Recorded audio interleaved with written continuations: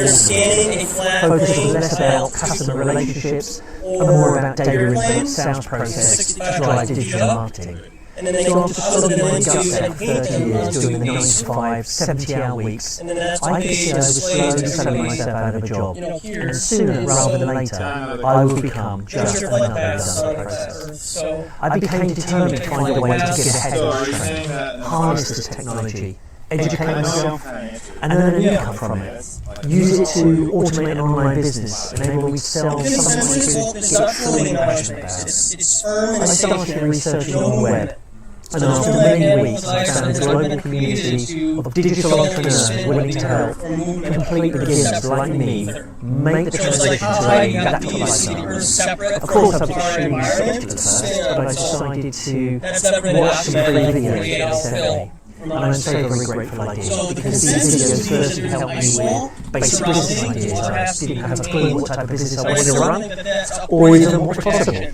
Then they showed me step by step how to build my own fully automated online business from scratch. But the thing that surprised me the most, they showed me how many people from all walks of life, all ages and backgrounds, had already made the working for themselves. Why do you keep saying that? So for the first time in my life, I became bold. I surprised myself. I followed the steps in the video series, and with the help and support of the community, it's completely changed my life. I'm now at the stage in my own journey where I want to help others. So if you're watching this and you want to start your own online business from scratch, I'm more than happy to send you the same video series that got me started. Right? For free, as this is how I received it. So if you click somewhere down in the video, it'll take you to my website. You can find out more about me and my journey if you're interested. Fill in your name and email details, and I'll send you the video directly to your inbox. If you're someone who's open to learning English and you want some time or freedom, maybe a secondary income or even a primary income like me, by working for yourself, then I strongly recommend you click the link to judge for yourself. I remember thinking this all sounds way too good to be true. Thinking back now, it was just an amazing opportunity that presented itself to me just at the right time in my life, and I didn't want to pass it up. Maybe, just maybe, it's the right time for you to explore an alternative lifestyle. If so, you know what to do. There's no harm in taking a look.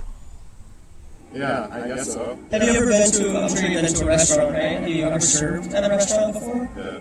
Okay, I've worked in restaurants also first too, and so what does the server that way? But we want to be really nice to them and tip them, right?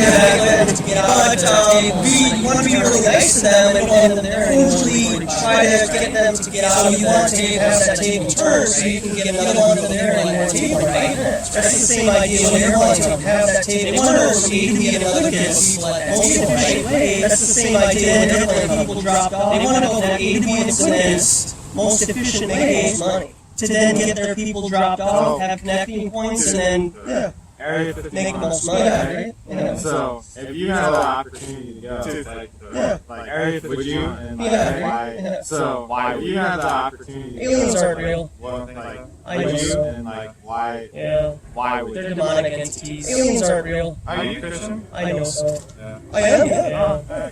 They're demonic entities. Would you say? Are you Christian? I am, yeah. No, I would say most flat earthers are at least agnostic. But they do. No, I would say most flat earthers are at least agnostic. And I feel like one of the points of flat earth, and whether it be controlled release or not, is one of the points of the whole idea of atheism or being controlled release. Thinking of oneself. But a flat earth, the whole idea of atheism is thinking of oneself. What flat earth has really done that I've observed being an past. So there's a lot of intent with your voice. It really changes your mindset of how you treat words. With the things that you do, there's a lot of things happen because of your voice in return. When you do things just because you do them. With the things that you do, you do things not because you want. That's how things work. You do things and it becomes that type of like there's no environment. You get what that's just how this place works. It works and you get your measure type of deal. So an environment always you get what you Richard to do, buddy, and people are gonna get what you deserve type of deal. So So I just try to go about my business in more of like the neutral to positive, right? Because this plays well. So I just try to go about my business in more of like the neutral to positive. Just something to think about all these plays make always use stuff in outer space, so that tends just something to think about all your features and stuff in outer space. Image tend to be more fake on the face. Disney started around the same time, like NASA images of Pluto. This is whether you want to Disney started around the same time as NASA. Your ISS is harnesses, one of the main screens, augmented reality. But all your ISS uses harnesses, main screens, augmented reality, parabolic flight. So, luminaries, yeah, so they're not anything that we can physically go to. And if you're luminaries, yeah, so they're not anything that we can physically go to. And if you're, allegedly, this is what it's doing. It's just traversing across the flat plane. Allegedly, it has a particular relationship with the North Pole. It's just traversing across the flat plane. So, during the winter time, it has a relationship with the North Pole. So it's just one of these. So during the winter time, the sun still run a rider that's further on their circuit. Run the flat plane. That's why in the wintertime the sun is still running the horizon because it's further down there, up above more Australia. So it could be all sorts of reasons. To hide the equator, to hide more land, to keep people at all sorts of reasons. To hide the equators, to hide more land, to ancient maps to recall the dragons drawn on the map. And to say, ancient maps and to have, a dragon way drawn on the map, and to say, hey, there's dragons down there, don't go down there. So was there a way of, keeping people away from exploration? So if get to there somehow, would the government stop me, or? I don't know, I'll go with you and find out. Yeah, but until that happens, it's just a dream. I don't know, I'll go with you and find out. That outer space was happens, it's just a dream, and that outer space was not a dream. What would, I'm not gonna be what would I believe, how would you believe, well, let me just preface this again, okay? This is an image, this is not real. Well, this is made in China. Preface this again, okay? This is an image, this is not real, okay? This is made in China. You've never seen me even agree that water is 71% of the earth. Water lays lead and flat. The whole entire earth is. We can agree that water is 71%. If you're a Bible-believing Christian, it says in Genesis chapter 1 that there's a firmament above. So if you're a Bible-believing Christian, it says in Genesis 1, so we can there's a firmament to see the entire earth. And any Christian that wants to come to me and say we can't even get high enough, that's blaspheming the entire earth. Job 38 and Isaiah 20 involves that we can, that you are in blasphemy for measuring the waters. Job 38 and Isaiah 40, 12. So you cannot, says that a human being can get high enough to see the earth and all of its entire land. Otherwise, you cannot, no human being can get high enough to see the earth in all of its entirety. Otherwise, that's blasphemy. Yeah, I mean, what's more realistic? To have Jesus on top of the mount, being tempted by what's more realistic? To have Jesus on top of the mount, see the entire earth, being tempted by Satan and Matthew on top of the whole earth? Can you see the entire earth? Christ could, because he can see everything, right? Can you see the entire earth on top of the North Pole? So it's just, something to think about. Christ could, because he can see everything. I came into the idea of flat earth before I had an understanding. Something to think about that. I came into the idea of flat earth before I had an understanding that it was in a few months later striving and being beautiful, and it wasn't the Bible. Because I can see then, a few months later is when I found that it wasn't the Bible. Because I can see what I left of course you can. I can see something bad that on YouTube. Of course you can. I am. I'll see on YouTube. Say flat earth on 3. I am. Flat earth. Hey, again, flat earth. Yeah, thanks a lot for stopping. Flat earth. You got it. Get a water. Hey, again, flat earth. Yeah, thanks a lot for stopping. Man, you got it. Get a water. Oh! Yeah, it works. Want to mix tape? Yeah, I got to mix knowledge. Oh! Yeah, want to mix tape? That's right. Yeah. Take it easy, man. Knowledge. My man. Yeah. Yeah. It's on the YouTube channel. Okay. Content. Okay. Yeah. How many people are watching? Yeah. It's on the YouTube channel. Okay. It's Denier. Okay. How many people are watching you right now? Oh, cool. I'm shooting on the YouTube channel right now. I'm gonna say hi. Hey, what's up? Cool. I'm shooting on the YouTube channel right now. Cool. Say hi. Hey, what's up? Yeah.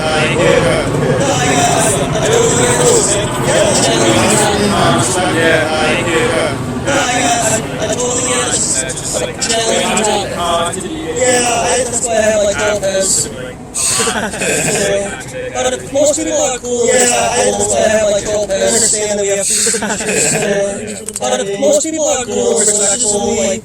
We understand that things are still the other side of the story, you know. So it's just really making people more aware, educating themselves, and taking the other side of the story and information. Just making people more aware to critically think. Like we were saying before, other people's we're taught one direction in school, and if you look at it in the more mature, we were saying before, other church bodies taught one direction in school, and if you look at it in the Mormon church, for example, or other church bodies, they're all used one thing and way to think too. So. Thank you, man. Pleasure. Take it easy, guys.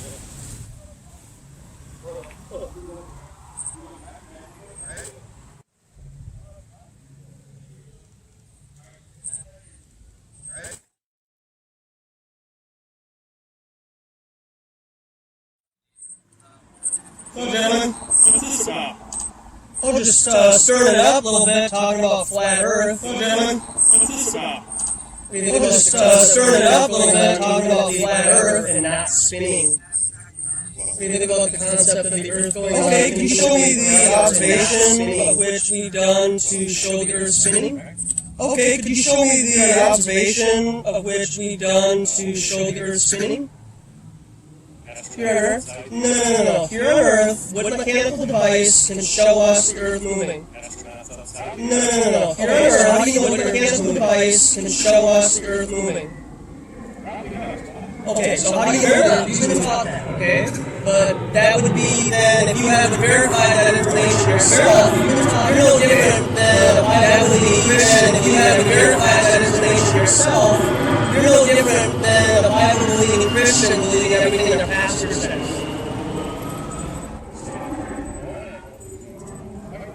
Okay, well, the consensus doesn't necessarily mean that things are right.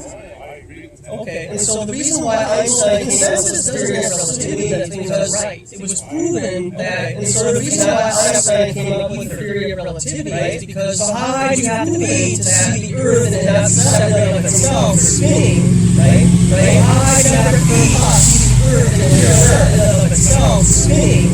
I'm saying that, so separate from the trajectory like the Earth, possibly going in its circuit. So the sun has a trajectory like this, possibly seems to be going in its circuits like this. And as an earlier interval, the horizon of the sun is here around the horizon, right? Earlier, the sun is here lower on the horizon, where it's doing one of these right now, and the sun has some kind of relationship with it becomes more broad. Where it's doing one of these right now, and whether it's doing that or one of these up here, and the vortex is back down. The sun certainly is not 90. Now, whether it's doing that or one of these up here, and the vortex is back down. The sun certainly is not 90 million miles away at a diameter of 400 miles. Yeah, the luminaries move around us. If you were to do a time lapse of the luminaries Polaris, if you were to do a time lapse of the Polaris, you would be able to see that observation that all of the luminaries circle around the Polaris. So at no point do we ever experience parallax because we're supposed to be traveling. Okay. So at no point do we ever experience parallax because we're supposed to be traveling. In addition to almost 500 millimeters an hour, circling around, we're supposed to be doing that. In addition to 600 miles an hour, Earth is supposed to be circling. So whereas we have always seen 600 miles an hour, they have never changed. Okay. So whereas we have always seen, we're never going towards this great attractor. Okay, so on Earth, but we That's have the idea, but we're never going towards this great attractor. Okay. Okay, so on Earth, we have some people Okay. and So they're in low Earth orbit. They're not in outer space. You know that, right? Okay. So they're in low Earth orbit. They're not in outer space. You know that, right? Miles from the surface of the Earth. That's low Earth orbit.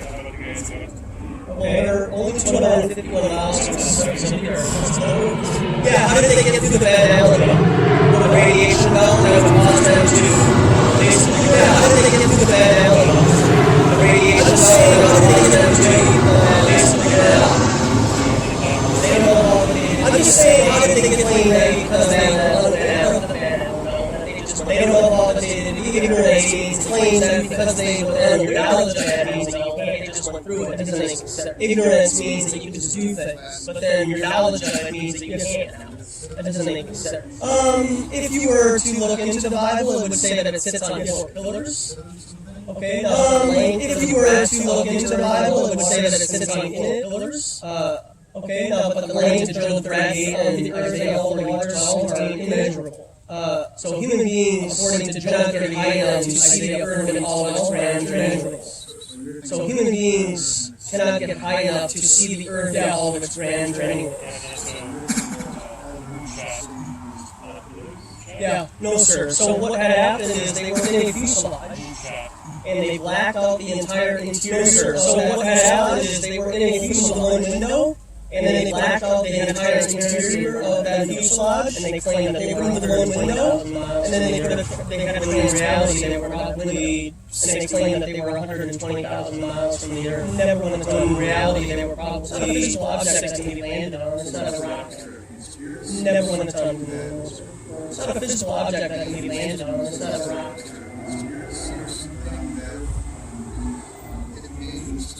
Well, to claim that there are no conspiracies is quite ignorant, no offense, right?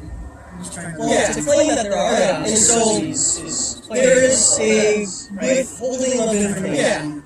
Yeah, and so there is a in 1927 Universal Pictures which is displaying. And so did you know that in 1927 Universal Pictures which is displaying a ball Earth to all the way, and we see it from this perspective. And so we didn't even have the transit rocket technology. And so if they did get high enough to see from that they couldn't get high enough to see the Earth from, and so if they did get high enough back down, like that they couldn't get high enough to see the Earth, we can't tell them that came back down to like because we were already predicting what we said. I mean, well, we can't tell them that the Earth isn't a ball because we were already predictably programming people that it is.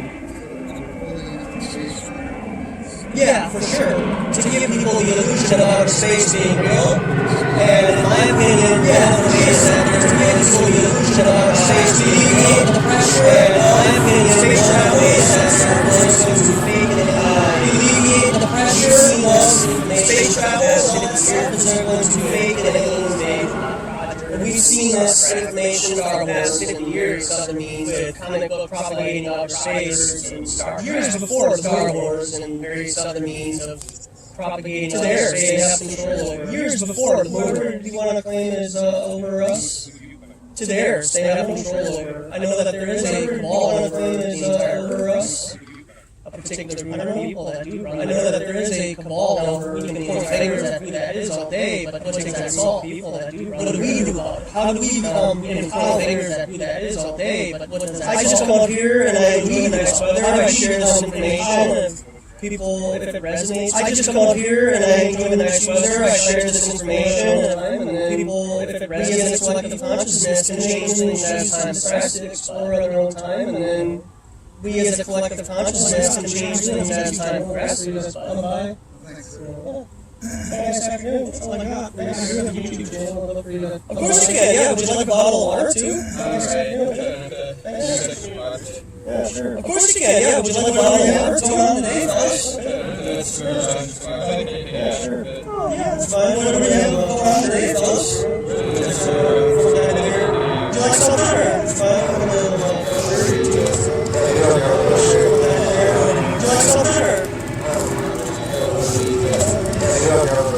So how do you like the weather right now? Yeah, it's really nice. Mid-70s. So how do you like the weather right now? I know, right? It's really nice. You guys are back in school, huh? Mid-70s, sunny weather. Okay, yeah, I'm right late. You guys are back in school. I'll be heading up the university. I actually, sorry, lands over there or so. Yep. I'll be at the university. I actually go stomp the grounds over there when next month I over play. At TCFX Stadium, maybe I'll see you. Yeah, sure. Next month, stop, fellas. Bye. Yeah, as long as you take my information, right? Yeah, as long as you take my information. Does that mean that you have to not take any new information, though? Does that mean that you have to not take any new information, though? Not on the radio, huh?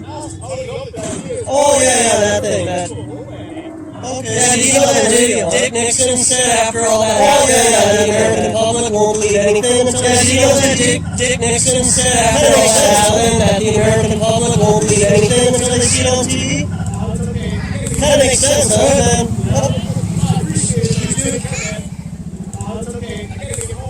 Alright, then. Oh, hey guys, how you doing? You too. Doing well, thanks. Would you like a bottle of water?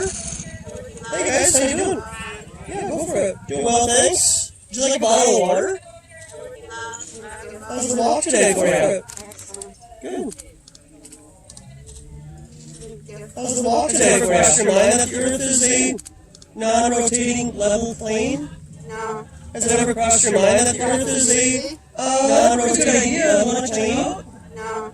No? Got a YouTube channel, maybe you can just, I have a pretty good idea of it, right? But not so much your brain falls out, right? Got a YouTube channel, maybe you can just, have an open mind, right? Not so much your brain falls out, and both sides of the story. It really helps a person formulate a solid opinion on various sides of the story. It's always good to really helps a person formulate a solid opinion on various topics. And then you can choose who you want to believe, listen to, right? The best opinion. And then you can choose what you want to believe or who you want to listen to, right? Take care.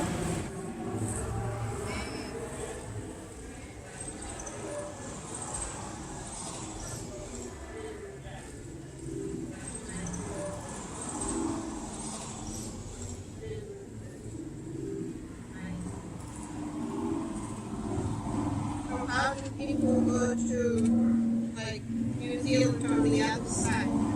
How do people go to, like, New Zealand? So if you were to look on your bottom right there, so that's the idea. So if you were to look on your bottom right there, okay, so that's the idea of California. So you can take this around here, right? And we go here. Okay, so you go to California. The distance is from what you're told, or what do you mean? Well, I know the distance at 5 years. The distance is from what you're told, or what do you mean? Well, I know the distance at 5 years. So you took like I just came from Europe.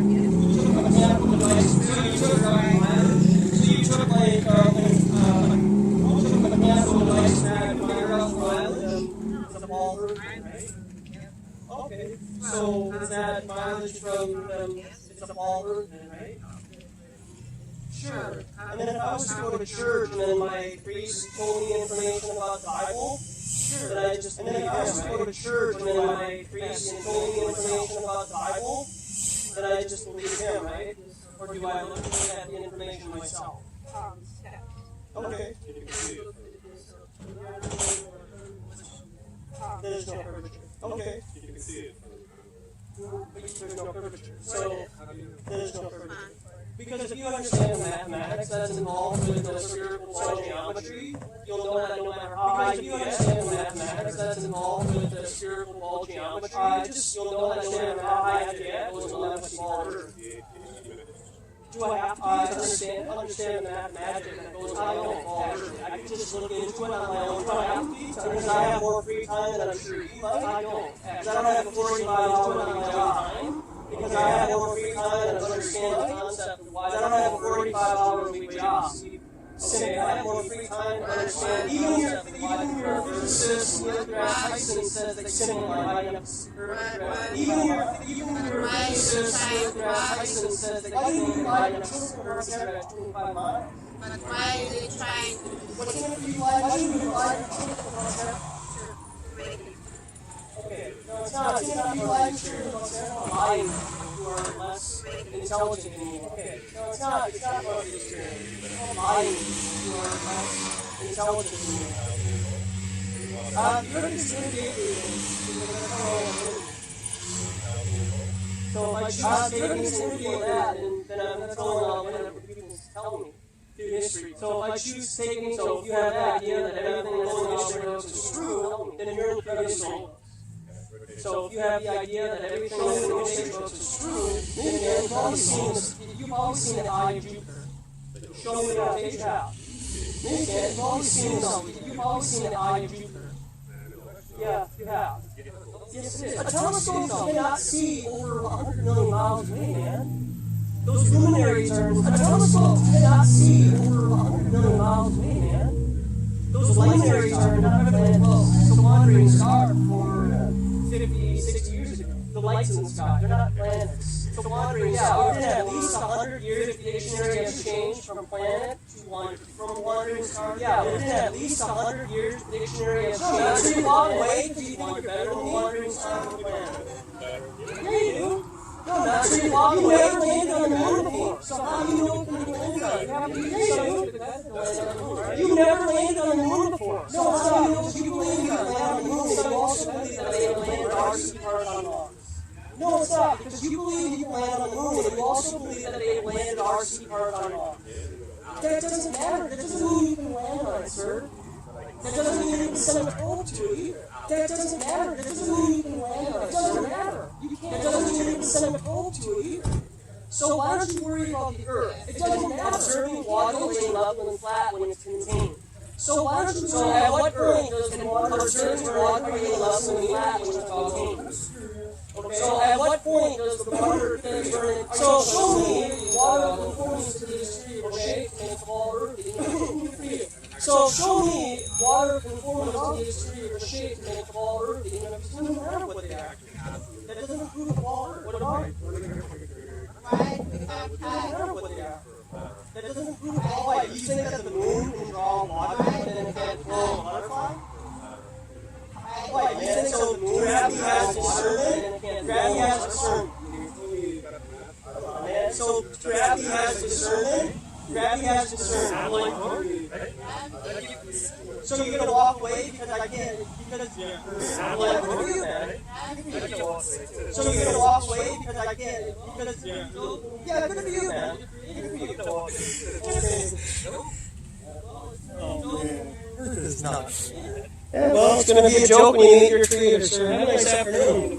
Bike safely out there. Careful for the puppies. Well, it's going to be a joke when you meet your creator, sir. Oh, swearing, huh? Bike safely out there. Careful for the puppies. You're a real man now. Oh, swearing, huh? Because that's productive. You're a real man now. Biking around and, like, pissing around your territory isn't going to prove anything, there, tough guy.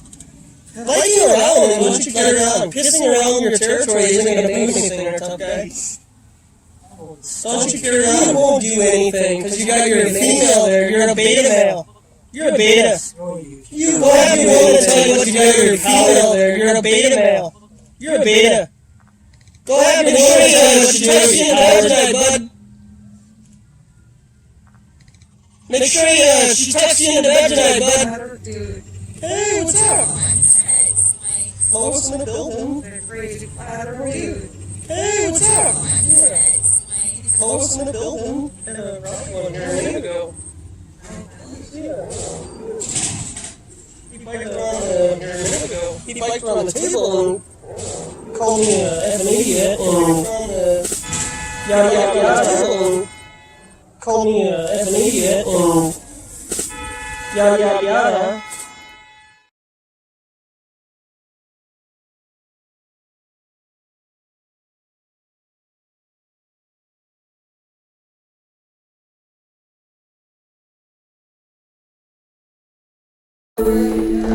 See? So I'm here at a dairy farm in New York, and I'm learning how to milk cows. So I'm here at a dairy farm in New York, and I'm learning how to milk cows. I just got shit all over my head. The smell like yours. Fuck, it's pretty intense. I just got shit all over my head. Okay, see, make it kind of smell like yours. It's pretty intense.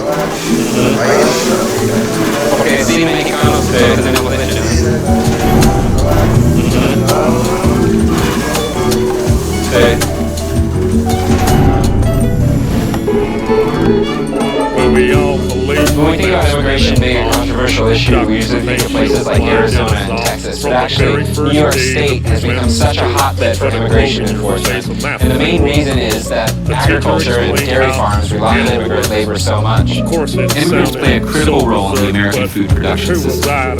Chances are the food you ate today was planted, harvested, and packed by workers who were born in Mexico and Central America. Dairy is no exception. Milking cows is a dirty, monotonous job that not a lot of Americans want to do. So most U.S. dairy farms rely on foreigners to fill entry-level positions and overnight shifts. The problem is dairy farms don't have a way to recruit immigrant workers legally because the government doesn't allow them to participate in the H-2A agricultural guest worker program.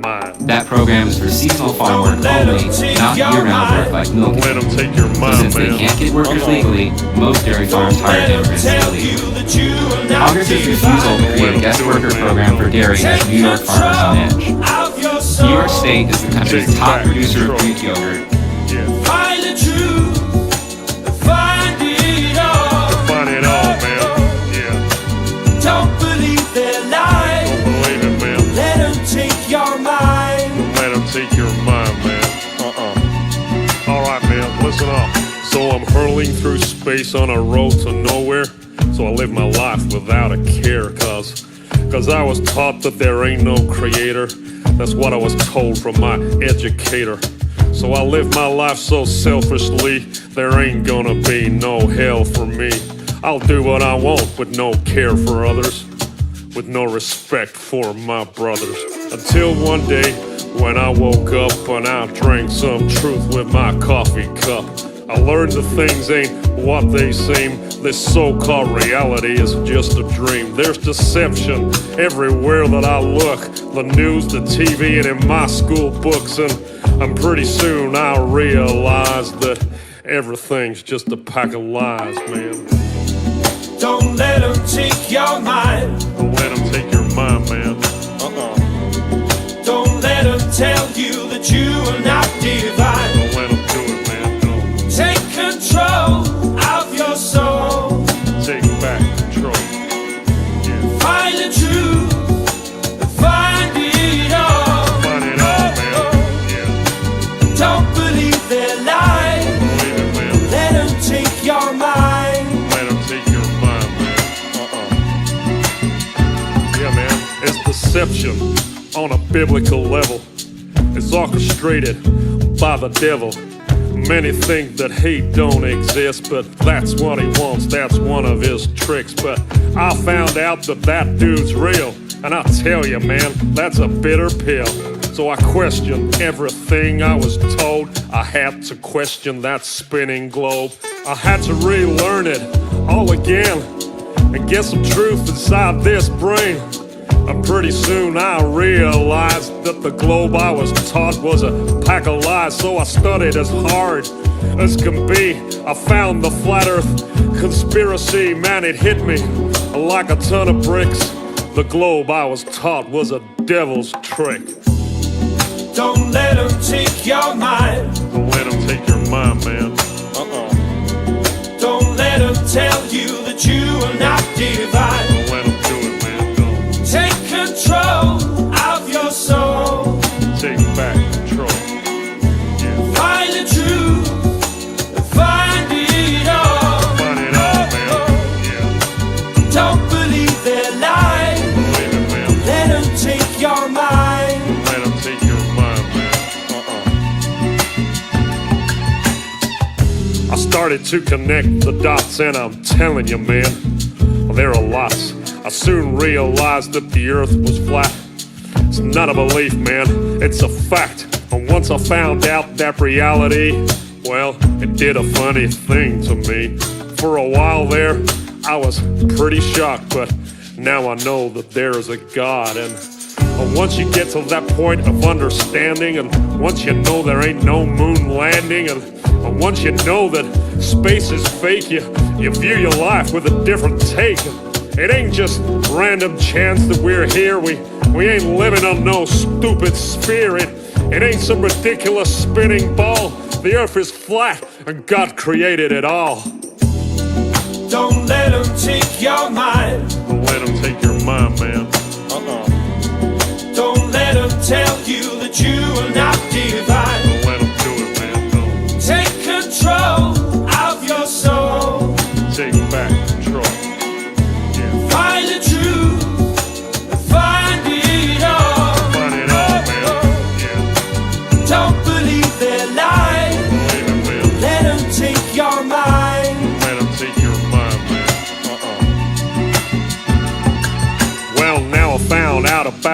these lies, I live a completely different life. I stopped reading the news and turned off the TV. That thing is evil as can be. I started being a nicer guy, and God forbid I tell a lie. I treat people with more respect, and I've got me a wife that I'd never neglect. Yeah, being good's working out for me. Now I ain't blinded and I can see. I know that there is a God above, and if I'm good, then he'll show me love. I try to live life selflessly to be the best that I can be. I treat people how I want to be treated since my indoctrination was defeated. So don't believe in the devil's lies because it's God he wants to hide. That's why they teach that spinning ball, to make you think you ain't special at all. Don't believe what you're being told. Don't believe that you're evolved. It's all an accident and you are too. No, you're someone special and God made you. Don't let them take your mind. Don't let them take your mind, man. Don't let them tell you that you are not divine. Don't let them do it, no. Take control of your soul. You gotta take back control. Find the truth. Find the truth. Find it all. Find it all, man. Don't believe their lies. Don't believe it. Let them take your mind. Don't let them take your mind. Yeah, play that guitar.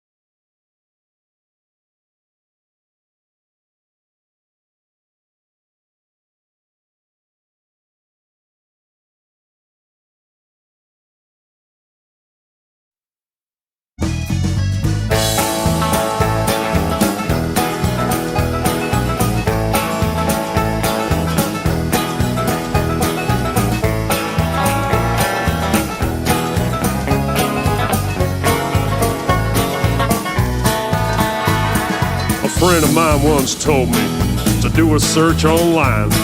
Search for photos of Earth, he said. This shit will blow your mind. So I opened up the Google and I looked for photos of Earth. Well, a lot of photos came up. He said, click on the first. He said, that's the famous blue marble that everybody's seen. We've seen this photo 1,000 times upon our TV screen. But let me tell you something about that famous shot. It's not a photo at all, man. It was made in Photoshop.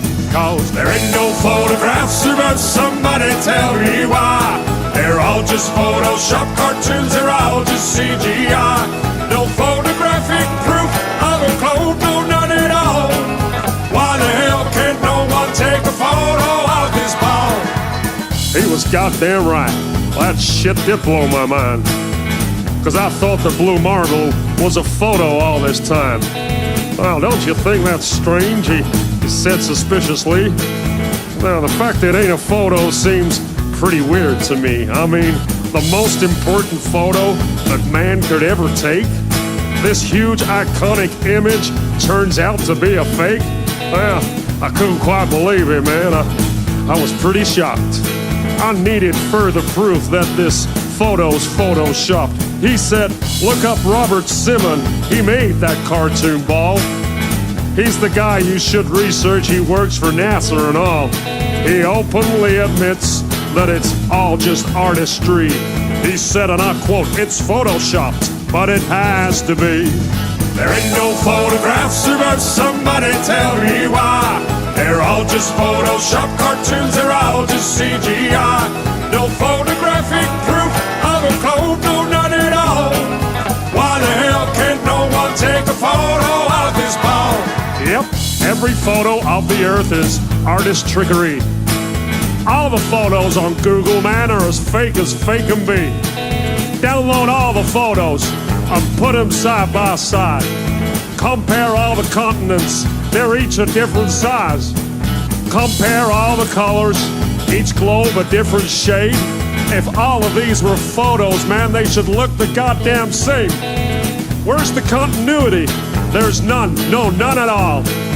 All that NASA gives us is a bunch of cartoon balls, cause there ain't no photographs, but somebody tell me why. They're all just Photoshop cartoons, they're all just CGI. No photographic proof of a code, no none at all. Why the hell can't no one take a photo of this ball? Now we're supposed to have this telescope, right, that's flying past the stars, taking beautiful photos of Jupiter and Mars. Well, I've got a small suggestion, NASA. Here's something you could do. Point that thing at planet Earth and take a shot or two, because there should be goddamn thousands of photos of where we live. But Hubble ain't taken one. That's suspicious, don't you think?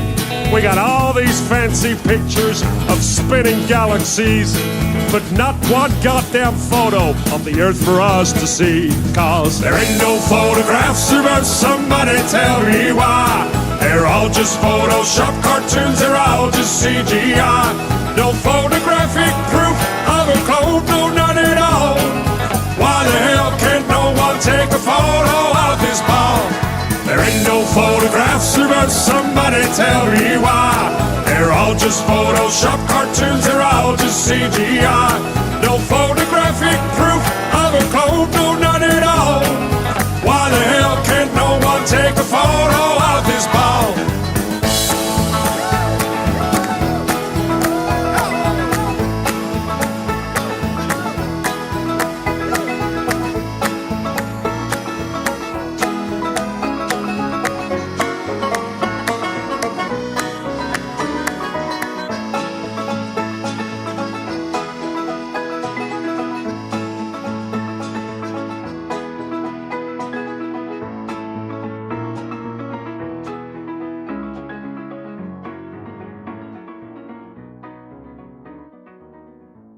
Quote, I don't know of anyone out there who's specifically targeting these people. ICE and Border Patrol wouldn't talk to me, but I posed the racial profiling question to Martin Herring. Since he's been retired from ICE for 3 years, I was hoping he could speak about the issue more candidly.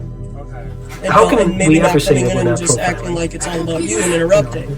So, this is like if you're serious. Especially if you're speaking about, somebody pulling over somebody Hispanic or somebody who has an accent. have you ever Unofficially, talked to a person I believe it would be knows the Earth profiling. is I flat don't know in how else you reality? could do it. Or do you just It's a dirty talk to word, them online? profiling, because we can't profile, but how do police do their work? They don't have some kind of an edge. So. Yeah. It's not fair to treat them like that. Okay. And it's not the farmer, and it's not the Mexican. It's the government. They're the ones that set this game up to be as it is. Yeah, you're right. I'm right, ain't I?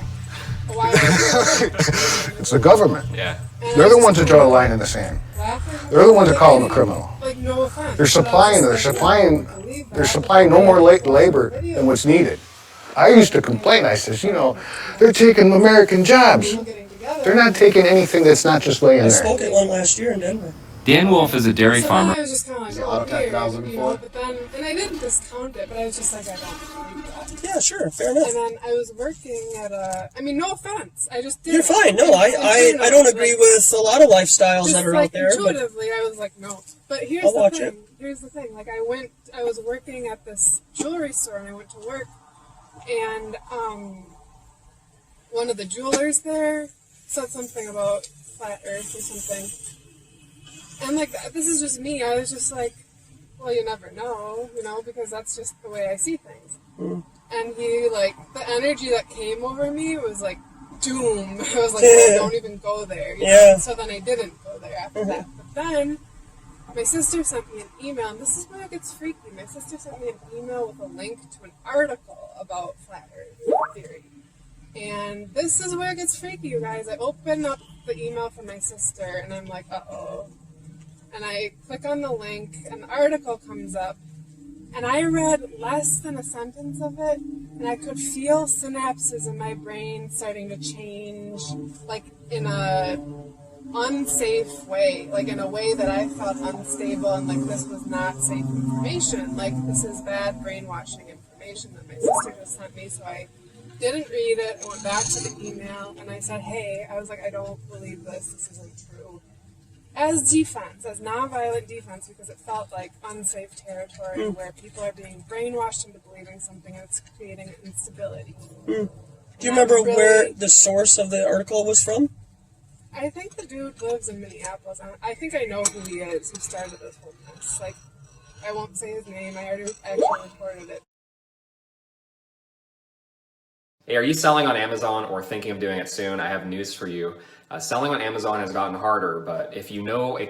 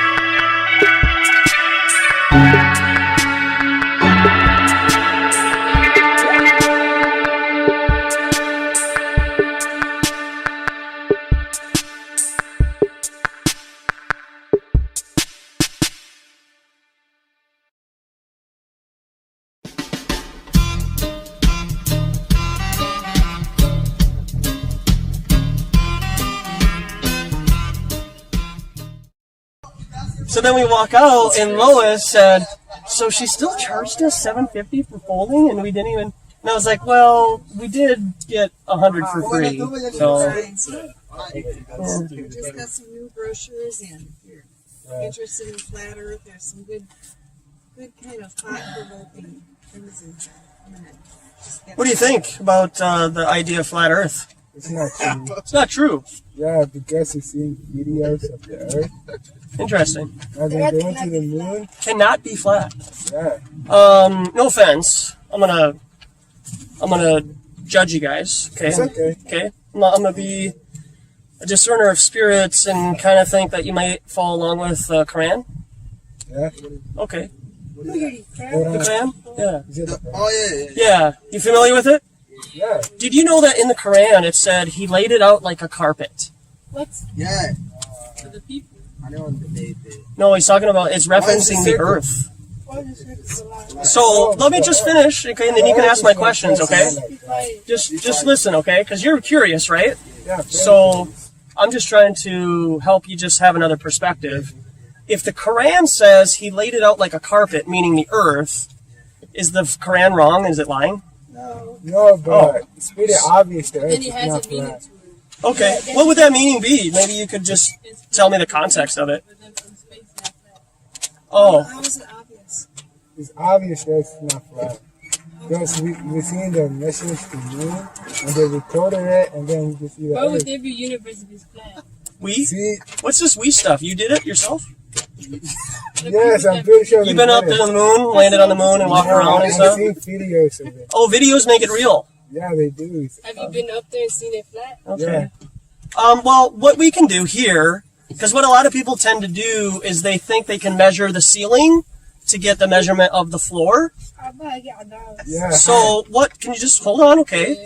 I know this is really difficult, but you gotta allow me some opportunity to convey, and then you can have a response, okay? Okay. So we have a lake that's behind you, right? Yeah. It's a body of water, we call it a lake. Is it contained by shoreline? No, but it's not. Let's be honest, okay? Right. Let's be honest. Is it not contained by a shoreline? Yeah. Okay, so we call it a lake because it's contained, right? It's a small body of water. Yeah. Okay? So what water tends to do is when it's contained, it levels off at the top. No matter the different, topography underwater, it could look like an elephant for all we know, right? Under Lake Calhoun here.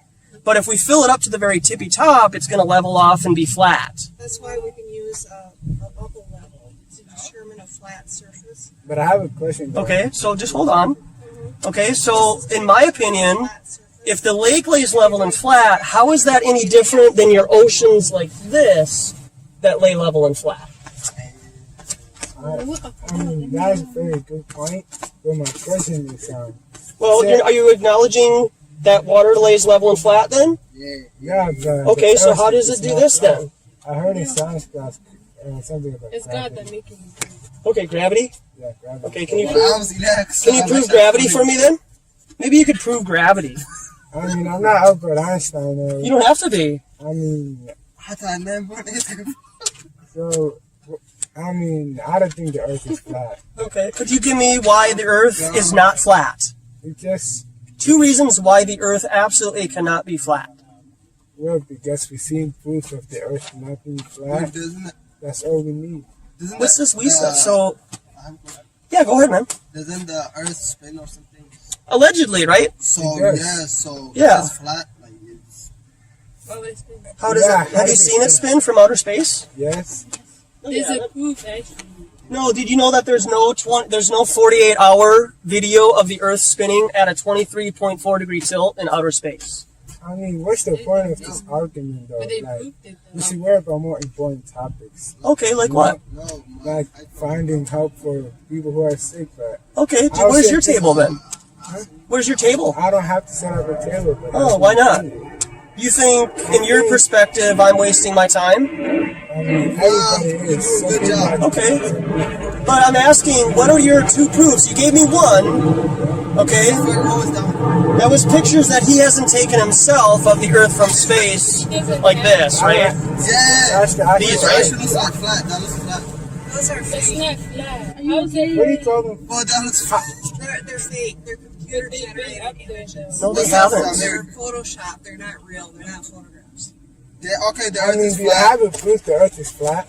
I'm telling you that water lays level and flat, okay? But that doesn't mean it's flat. Okay, and so here is your blue marble picture with copy and pasted clouds that they admit that they do. Okay, is there any chance ever in your entire life you've ever seen duplicate clouds before in a 1 hour period? No, but Okay, so why are these duplicate clouds? Can you please answer my question? Why are these duplicate clouds? I don't know if you have to ask NASA, not me, but my question is, why do you have to lie about it? Okay, well, first, what I want you to do, okay, I want you to be an investigator. If you're an investigator, why are you putting this stuff back?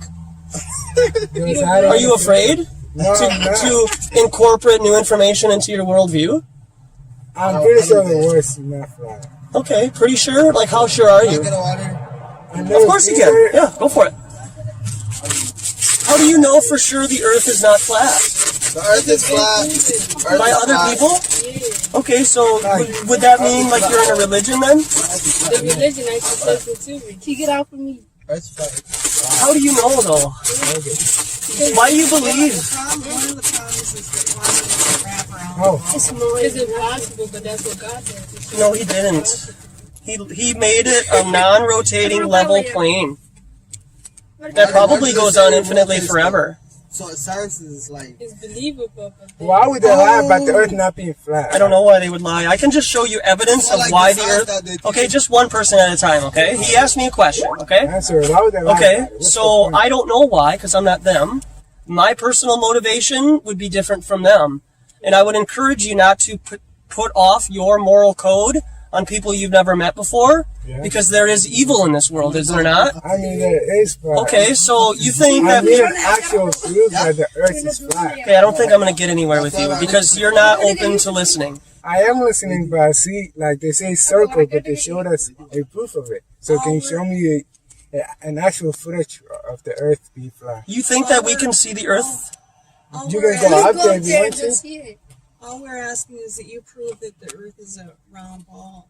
I mean, that's what I heard. I never been there, but they could be lying, you know? But I'm pretty sure the Earth is flat. But Mars is flat too? Any other yeah. See, Jupiter's not flat. How do you know? No, I'm just asking you. Are they flat? They're just luminaries in the sky. They're lights up there. Okay. So you don't believe there's another planet? No, they were called wandering stars many years ago. They just recently started calling, if you look at an old dictionary, they were called wandering stars. How come NASA just landed a rover on Mars? If you want to believe that, that's up to you. But there's also information out there. Why would they lie about that? Do you want to hear my answer, or do you want to keep interrupting? No, you didn't go. Okay? Because, no offense, you seem to be younger than me, and to come to me and act like you know it all is very prideful. Okay? No, he's interrupting. My opinion, and I'm giving my Is he not interrupting? Okay, so if he's interrupting, he's not listening. Okay? And I don't have time for people that don't want to listen, because there are many other people. Okay, now you're interrupting. Okay? Do you interrupt, man, in your own country?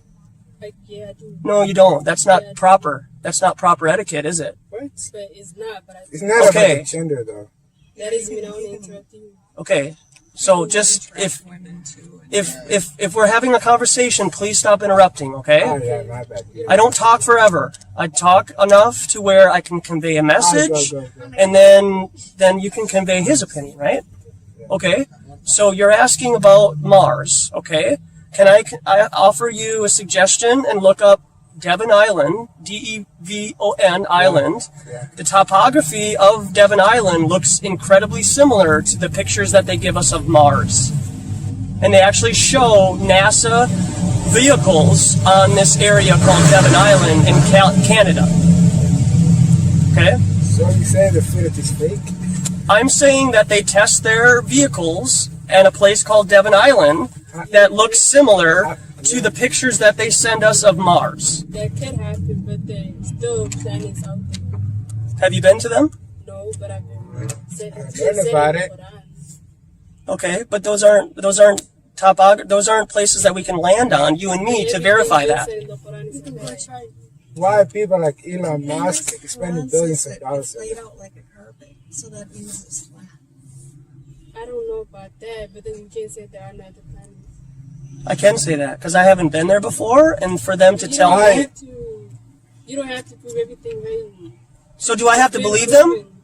No, it's been proven. Do I have to believe them? I'm not saying that. Okay, so if I choose not to believe them, and I can give you evidence that they're not, okay, and that everything that they give us of pictures and images of outer space is fake, okay, but if you haven't investigated, how do you know? How do you know that what I'm saying and trying to convey to you is not true if you yourself... Because it's an opinion. I said you can believe whatever, but then we have different beliefs at the same time. Is there a difference between fact and belief? No. Yes, actually. Yes. What you believe is a fact to you. No. It is. The fact is that does Google lie to you? Yes. I don't know that. Okay. Can we say that Google, if you were to Google the radius of the Earth, it would tell you that it's 3,959 miles? I don't know that, but it's been said. Okay, let's say it's been said by your scientists. Okay. Okay. Yeah, it has been. Okay. So if the Earth is a 24,901 mile in circumference ball, and it's 3,959 miles at the radius, we can come up with an equation, and there should be curvature drop of objects from A to B. So if we use the math, which we can create an algorithm here, a mathematical equation, to show that over a distance, over a body of water, we should not see objects 100 miles away. And we can. I mean, like, yes, with super high-powered lenses like P1000. We have done tests. Flat earthers have done those tests, and we do not see curvature drop. We still see those objects over a body of water. So to have that ball there, you need curvature. But there isn't any measured with a laser. So, what's the point of you proving the Earth is flat? Like, I'm not here to prove anything to you. I'm here to provoke your thought. I mean, that's what you're fighting for. No, I don't fight for anything. I can't fight for your own personal beliefs. No, I'm not. I have strong evidence, right? That goes against your personal worldview of what we were taught in school. But just a secret, I went to public school here too. And I used to believe everything about this. Yeah. And I believe there's many scientists that believe the Earth is not flat. Okay, and if you want to choose to believe people you've never met before, that's up to you. Why would they spend billions of dollars on a lie? Like, why would they lie? They could be lying, but you can't say everything is a lie. Because you can't prove it by yourself. Does this place lie? Right here, I'm not saying it. The problem is, you know, as far as proof goes, the problem is they never proved that it was a spinning ball. You know, they've never proved that it was a ball. And what we're saying is that water lies level, so it wouldn't curve around a ball. If you had a ball and you poured a bucket of water on it, but don't the you water believe that God is going to be doing it? What? Don't you believe that God might be doing it? Well, I think that if God, both the Quran and the Bible say that the earth is flat. The Bible says... It doesn't specifically say it's flat. It actually does in Jeremiah 11:11. Yeah, it says the flat earth. According to something else. See, there's an actual video on YouTube of the Earth. It's not flat. Show that to the camera if you don't mind. Yeah. Camera? Yeah. You see these people? Yeah. It's not flat. Do you know what a fisheye lens is? No. You don't know what a fisheye lens is? Okay. Do you know what a GoPro? Yeah. GoPro is? Did you know that on GoPro's standard lens is a fisheye lens which curves horizontal lines? Yeah, I see. Yeah, so could they be using a GoPro on that video?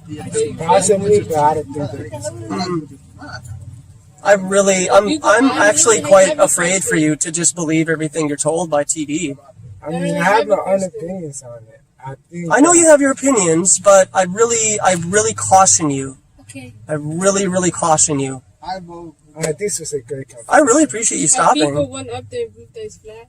Yeah, so what people have done, even over here, so what universities have done is they have taken high altitude balloon footage at 25 miles, and this is what they see. I'm talking about way above. 25 miles. Yeah, way above it. Yeah, you can't ever see curvature. I mean, so... Never. Up space? No, you will only see it travel further away from you, and then you'll see it look like a disc. How did you see it curved though? No, you won't. Doesn't the sky look curved? No. It does. I'm so sorry. It's like this. The Earth is immovable, non-rotating, and the sun and the moon are the ones that are moving, not us. You really have to. I don't want you to believe anything I say. You really have to just take the information. I have a YouTube channel, Authentic Intent. You have to, what you need to do, okay? Each one of you is separate yourself from your friends and investigate on your own time alone. You have to do this alone. You got like Well, this is creation. I just live here. But don't you want to know where you live? At the end of the day, No, you don't. You think you live here. It's not flat earthers. Why would I? You should worry about it. Why would I? I'm just saying you should. I'm not worried about that. It's my opinion, right? I'm not worried about it as long as I can live out here. If I'm dying, then I would be worried about the earth. I don't care if it's flat, circle, whatever you call it. You like being lied to then? I mean, I'm just I'm not living saying my you life. can't say everything is a lie. I can say that the majority of the things told to us over TV and radio and movies are a lie. I can say that pretty confidently. I actually agree with that. It could be a lie. It's not really proven. Well, the Earth hasn't been proven to be a ball. There, you go check. So, I mean, I just really caution you to just question when you do see teachers or universities teachers and say, how have we measured the ball Earth? And I'll bet you 10 to 1 they'll keep saying that we have pictures. They're going to show you pictures of how they did it, all that. That's what they're trying to say. I mean, I would prove it, but I don't have the power to do that. Do you want to take my information, my man? Yeah, I'm gonna take that. Just, and then at least, throw it away down the road or something, but at least have it in your hands and contemplate on it, something new. Because one thing that this has done for me is now that I understand the ball Earth, I can defend both sides. I can defend both the ball and the flat Earth now. Like, I can defend creation and understanding of where we live now. And when you do that, you find out that that thing right there is an idol and it's not real. That's not real. I'm trying to take that away from people. It's pretty much. But not everybody going to believe it. That's fine. Not everybody is. You're right. But all I can do is provide evidence to show you that there might be something to this. This doesn't say it's a toy. No. Some of them do. Do you guys have any other questions, concerns? Not really, but Anything you want to bring up? Yo, YouTube, discuss about YouTube. Yeah, it's my YouTube channel there. Yeah, go for it. Are we going to be on there? Oh, you might. Hey, let me go. Hey, watch out, bro. You got a shout out? Say hi, Mom, into the camera. Yeah, right. Hi, Mom. Hi, Mom. I just don't like the fact about the Earth. How you doing? Good, how are you? Pretty well, thanks. Yeah, I saw it. I live around here, but I saw an article about you. So you went to Buffalo High School? I did, yeah. Class of 99? Yeah, how about yourself? I was 2000. You were? I don't think I ever met you. Yeah. I'm Evan. Evan. What's your name? Joshua Swift. Okay, cool. I don't think we ever met, but it was a big school. So Yeah, I know it, right? They moved us in for the new one. That was pretty nice high school. Yep, I was in the old one for half of my first year. Cheers, guys. Yeah. Hey, Evan, I got a YouTube channel. Have you gone on it yet? I've seen it all. Right on, man. Have a nice day. What's up, Connor? I'm wondering if the conversation is something that you felt like you wanted to complete, because if not, then my game plan is to head out. Yeah, sure. I mean, what's on your mind? Probably going back to work, checking up on my homies, and going home. Okay. You mentioned wanting to continue conversations, so what I'm doing is I'm allowing this space for that because you seem like a valid person. Hey, I appreciate that. What are your thoughts about just where you're at? Like, what is... First, am I being recorded? Yeah, you are. Yeah. Stop off to your left and you won't be recorded. Fair. Actually, I don't want to. Yeah. Cool. Yeah, go ahead. Break that open a little bit more. Yeah, so what brought you to your own personal journey? Let's see. Like meditation and stuff like that, I guess, yeah. Stuff that I don't want to talk about while being recorded. Yeah, fair enough. With that, I'll just leave it at Why don't you let your phone record you? You know. Yeah, and I still don't talk about the things that brought me to where I'm at. You know. You paranoid? Not particularly, but there are things that don't need to be shared on YouTube right after I put my face on a video. Yeah. So you're paranoid? Nah. Okay, yeah, that's fine. Just private. Exactly. It's stuff that doesn't need to be discussed in a manner that's going to be put into a space that is viewable by anyone. Yeah, fair enough. Yeah. So with that, thank you for the water. Take care, man. Yeah. You know, so. But that doesn't mean that she has to abide by that rule. Yeah, that's fair enough. How we doing? Good, good. Right on. Yeah, of course you can. Do you believe in it, or do you just want like the evidence? Well, I don't believe anything. I know that the Earth is a non-rotating level plane. Okay, yeah. Yeah. That's fair. Would it be fair that you believe that you live there? Yeah, generally. Why is that? Why do I believe that I live there? Yeah, if that were Well, I like just the like whole think, Earth. like, I just don't believe in huge conspiracy kind of things. Mm-hmm. People tell me I live there. Everybody says I do it. I don't believe that the government is really coming after us. So, okay. I think scientists, I don't think of them as being any kind of, big conspiracy. So, I don't really see any reason not to. Okay. What if the evidence showed that it was flat and stationary?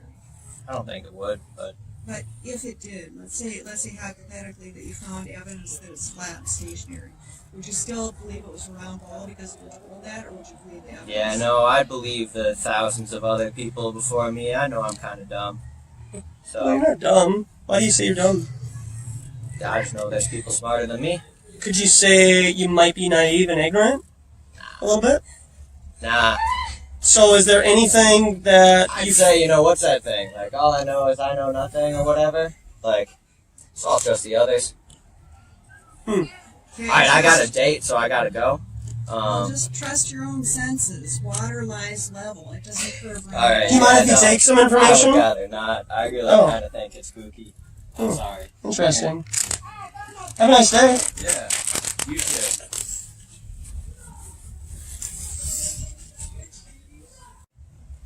That these are not like the exact locations of things. Things look bigger than they are. Like the United States, we're really not that big as we appear on the map. Like, it's really little compared to how they portray us on the map. Did you know that? Yeah. Well, we're saying it's not even a round ball. You think so? Yeah, we're So saying... what about like if we look through the telescope and look at other planets? They appear round, like the moon will say appear round. Mm-hmm. Do you think we're round? Hey, what's up, man? What's up? I subscribe to your YouTube channel. Yeah, appreciate that. Thanks a lot. Good to see ya. Bye. Yeah, that's like... Do you want some new information? Sure. Yeah, why not, right? Brand new brochures here. They're really good. There you go. Check it out, man. They have a lot of interesting ideas. Did you know that for this country we have freedom of speech, but like in news, like actual current and free news for the world, we rank like number 24. Yeah. So we're not even getting like the real news. Like when we're getting something like a big scandal, or Kelly going to jail or something, there's really something bigger behind it somewhere happening that we know nothing about. But they give us that, and we just suck it up. Is he going to jail? He should. He should. But do they go to jail when they say that they're going to jail, though, right? I wondered that too. Did you think they really put Martha Stewart in jail? Did you? And then I hear so much behind it. It's crazy. So many theories. Right.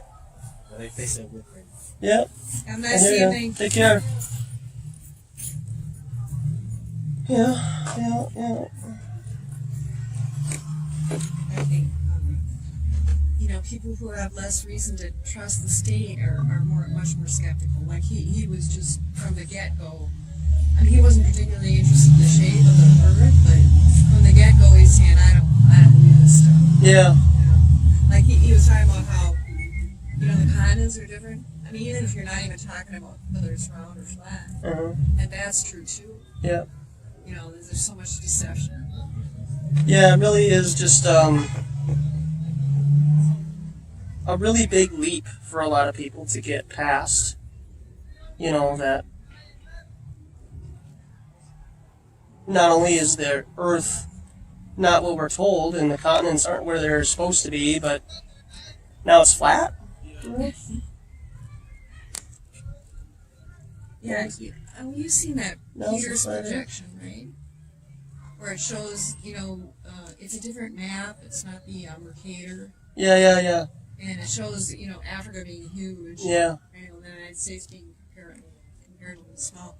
I don't know how they work it on the globe, but I'm sure this is not just the shape, but also the relationship of different bodies of land. Mm-hmm. And of course, this is critical to I know. audio. You can have a water. Oh, thank you. Yeah. Do you ever go on YouTube? Yeah. Okay. Yeah, we'll just straight, right? Yeah. A water for a YouTube channel. Oh, okay. Check it out. Thank you. Yeah, have a nice day. How's it going? Hey, pretty well, thanks. How about So, yourself? what are you guys here for? Flat Earth. Like, pro or against, or? Pro. Pro? Yeah. What do you think about it? I mean, I'm open to everyone's opinions. Yeah, okay. We got some evidence. Yeah, I think I so. think it's cool. I don't know. I think it's cool to me. Yeah. What do you think a flat earther's evidence would be? Oh, I just hear like anecdotal. Memes and stuff, maybe? No, just like people saying their expeditions and they hit like a ice wall or something. Oh, okay, sure. You know what I mean? Like can't actually get around Antarctica or something like that. Yeah. So it's like anecdotal, but I just like learning about everyone's things and stuff. Okay. Cool. Yeah. If the Earth were flat, just hypothetically, right? Would you think it's a disk floating in outer space? I feel like it would be like a half circle. A half circle. Okay. Right? Okay. Yeah. Well, it would be like flat. like it'd be flat, but it would have a dome over it, right? So we still need our atmosphere. Yeah. Here's a flat Earth map. You ever looked at something like that before? I mean, yeah, I like all this kind of stuff. Okay. Yeah. What if, like, this is just coming from me, because some flat earthers would prescribe to an ice wall that holds all the water in. Right. Because we need water to be contained, otherwise it just goes on a rambunctious rampage and just floods everything, right? Right. But when water is contained and it has found its own level, the top is level. Right? I mean, we have the lake behind us. Do you see the any bulge that's noticeable in the lake in the middle of it? Or do you feel like it's a pretty calm day right now and there's not much wake, so the top level of the lake is flat and level? Okay. So Okay. Wait, so say that again. So how does the Earth contain itself? Yeah, so if there's more shorelines, okay, what if just the oceans just have more shorelines that you just haven't seen? Because if you're looking over... So like around the edge? No, what if, in my opinion, it goes on infinitely forever and there is no edge? But there's also a theory that there is an edge, and it's the Arctic ice wall. Right, that's one I've heard. Yeah, but nobody's gone and explored this stuff. So people say that there's edge and ice walls and stuff like that. We can take images that we see on Google of this ice shelf that's out there, because people have pictures of this, right? And so we could see that, but I've never been there before. Right. And I don't typically trust what I find on Google. So I would say that the earth and water and land just go on infinitely forever, and there's just more shorelines. So what about like observable other planets, like that are round? Mm-hmm. The Earth is just the exception. Sorry, I'll say it. Oh yeah, I appreciate that. Thanks a lot. Do you have your phone on you? Okay. Do you mind? I love doing this with people because it's just... Like you're trying to pull my leg though. Well, a little bit, because it's fun because of the vernacular you use, okay? Okay, what do you So go to Amazon.com real quick. Are you there? Yes. Okay, type in round table. Okay. I'll buy every spherical table that you see. So you're saying, are we looking at the moon?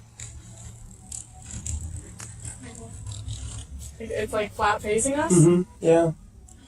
So I have a question, and this is totally, I'm not. You won't offend. No, Speak I'm not. freely. I genuinely don't have an opinion. Okay, yeah. But, what's the hope in, like, convincing people that the Earth is flat? Just out of curiosity. Well, it's not so much... Like, getting people more aware. Yeah, it is that. It is getting people more aware of the other side of it, right? Yeah. And then Pun intended. Yeah, and then what's the hopeful outcome? Just that people, like, start thinking for themselves, right? That's a good start. Yeah. Where did you first hear about the globular Earth? Probably like the dark webs of YouTube. I don't know. I like learning about different people's opinions on things or whatever. Like I think I was like looking into the CERN or something. Well, let me reiterate. Where did you first see that? Yes. Like, America's round. Yeah, where did you when hear? I first learned about the flat Earth. No. Where did you first hear about that? The glob. Like, how'd you learn it from? Did you learn it on your own, or what do you think? Yeah, I guess probably. Really? I mean, I was gonna say I probably saw one of these months ago. Yeah. And it's probably like will, that's yeah. what you're shown. Mhm. Your little set of turning. Yeah. And so, have you ever seen the Earth from that perspective in outer space with the 23.4 degree tilt? You're saying Like, if your eyes were in outer space, your own physical organic they eyes. have like images. You think those are all doctored? Well, it is kind of weird. So what made you start this? So you have a podcast then? I have a YouTube channel, and I just like sharing people's public opinions about this because it is very, very challenging for a lot of people. Would you agree? I mean, I err on the side of. I mean, public schools have a pretty standardized curriculum of what they want to teach people. Mhm. We're all told that that's exactly right. Mhm. And I err on the side of we probably are unaware of a ton of different things in the world. Yeah. That we're just told otherwise. Could that be akin to growing up in, I don't know, a church? And then you go to that church all the time? That's some brochures. It's interesting. Perfect. You probably just need one. Yeah, thanks a lot. I guess, well, it depends on, because some people grow up in churches, but they still are able to question everything and, like, look at other sides. For example, myself.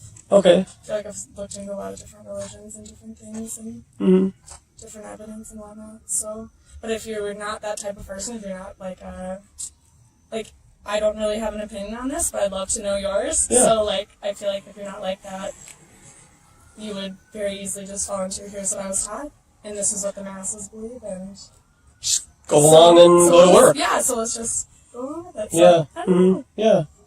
Yeah, fair enough. So what would you probably lean more towards you living here? Wait, say that again? So these are allegedly images of Earth from space. These are NASA.gov. These are two different ones? These are two From different NASA? images from NASA. Yeah. Interesting. So do you see a discrepancy between the two? Yeah. Okay. What would that be? Well, yeah, obviously, like, what size everything is. Yeah, what size is America? So Well, isn't it only, like, the 5th largest country? That makes it look like it's yeah. the biggest. Yeah, I kind of had a little bit too much turkey dinner one time, so if we were to look at these and then we were to look up, a guy named Rob Simmons or a guy named Math Powerland, they admit that they painted these. And here's your blue earth. Blue marble is what it was called when your iPhones first came out back in the early 2000s. And so when you turned on your iPhone for the very first time, because it was your first touchscreen phone, this is what you saw, this image right here. But then if you look on the bottom left, you can see, like, duplicated clouds. What are the chances between 1 hour and another that you would ever see duplicate clouds? Yeah, that's really interesting. Yeah.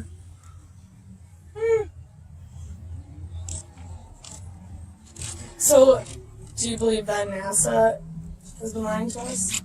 I think that there's a lot of circumstantial evidence to show that they use harnesses, augmented reality, and green screens in the ISS. And you know how they always do like spacewalks and stuff, like with the ISS? Why is it that they don't take a page from submarines and the Navy? Because you never see the Navy do water walks. They're always inside a submarine, and they fix things inside the submarines. They wouldn't go outside to fix the submarine on the exterior because they put all the important stuff on the inside. So the reason why they do spacewalks, hey, take care. The reason why they do spacewalks is because it creates drama, and it creates the idea that they're really in outer space. But if you were to investigate, there is a life-size exact duplicate of the ISS. Yeah, go ahead. Yeah. in a giant water tank. And they practice all of their spacewalks in a giant water tank underwater. And we've noticed that there are bubbles that come up from the scuba divers that are around the, quote, astronauts while they do their spacewalks. Interesting. Yeah, it is kind of just fascinating. Well, I do. Yeah, I have one. Do you like mixtapes? Yes. Yeah, there you go. Yeah, I have So what that. is this? So that has a bunch of different videos on it. You can share. Yeah, go for it if you want. But that has a bunch of videos of evidences to show that there might be some discrepancies about what we're just being told about where we live. Cool. So it's a lot to take in, but a meal takes time to digest, right? No, I love it. I love learning. I mean, I love learning different religions and different opinions, and I always believe if I'm being told something, and there's people saying that you can't dispute it, I'm like, well, let's try it. Yeah.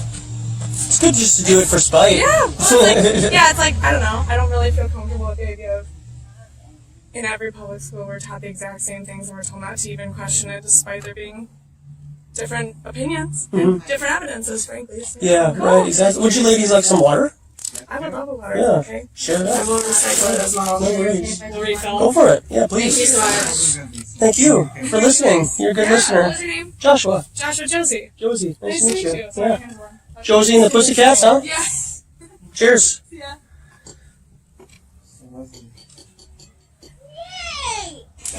Your research. Are you guys promoting the idea that the Earth is flat, or what? Really? Yeah. What are the you proof or something? You gotta. Well, this is supposed to be the solar system. We kind of use the lake as a reference point because water always seeks its level. And we also, this is how we determine level is by using a bubble level, just plain water. Because water is real stubborn. It seeks its level and it won't stop until it finds its level. And so this is why we don't believe that the water curves around a round ball. We think that the water has to be level. And so, this is why we believe the Earth has to be flat. Yeah, I hear the other day I hear explanation of the media. They show that the airplanes travel from one country to another or overseas. They said sometimes it lands someplace that is not according to the map. It's not the direction of that area, right? For example, I hear the emergency landing. They travel from I think it was New York to England, and they say land in Canada. Like that. Yeah, something like Alaska. Yeah. Yeah, it was a woman, I think, that got pregnant. And so if you look at flight paths, they just make more sense on a flat plane. Because even airplane companies are kind of like restaurants. You guys go to restaurants, right? Yeah. So what does the server want most for her patrons or his patrons to do? More expensive. Give a good tip, obviously, but they want them to be out there within 45 minutes. Because then they can turn the table and get new people to come in, right? That's why they keep coming back and saying, Yeah, right, exactly. So if it's a busy night, like like tonight, for example, much like airplane companies do the same thing. They want the most direct flight route from one point to another so that they can turn the airplane around and go back or go wherever it needs to go. so where would Antarctica be then? If this is the flat Earth, so South America and everything is at the same level. Would the Antarctica down here or what? Here's a flat Earth map, and one theory is that the Antarctica is not really a continent at the bottom of the ball, but rather that it surrounds the rest of the world. If you Google Antarctic ice wall, you see that there's a 200-foot steep kind of cliff and so the idea is that would hold the oceans in, and then the North Pole is at the center. So that's how we navigate by means of the compass that points to the North Pole. It's interesting. And then, I've never heard that. He was talking about how, you know, the flight paths, and if you see a flight path on a flat Earth map, then it'll be going straight. Whereas if you look at it on the round ball Earth map, then it describes a very peculiar kind of pattern like this. Why would you go up like this? Like you were talking about how they would stop in Canada on the way between New York and yeah. So this doesn't make any sense. But then if you look at this other, and this does make sense. It's direct on a flat Earth now. I can think of other reasons why they might go out of their way, because, like I said, they have get more. Like, why do we go to? There's those cheapest flights available are to Canada and then Mexico when we're looking at Mexico. If you don't mind spending 12 hours on your flight. Yeah, I bet. But I'm like, why would they do that unless it's, like you said, connections or something? I don't know much about it. But Yeah. Did you know that an airplane that is refueling is not counted as a stop? So the airplane can land somewhere and refuel and not let any passengers off. So it's almost like this psychological game that airports use. I think we did that when I went to Hawaii. We stopped only for fuel one time, but it was a lot of years ago. Okay. Do you know what today is? July 20, when the first the moon landed. Oh, that It's the 50th anniversary. What do you think? What is your theories on that whole thing? I personally don't think that the moon is a rock that we can land on. I think it's a light in the sky. And it's not anything that is physical that anyone has ever ventured to. We don't believe they've ever been there either.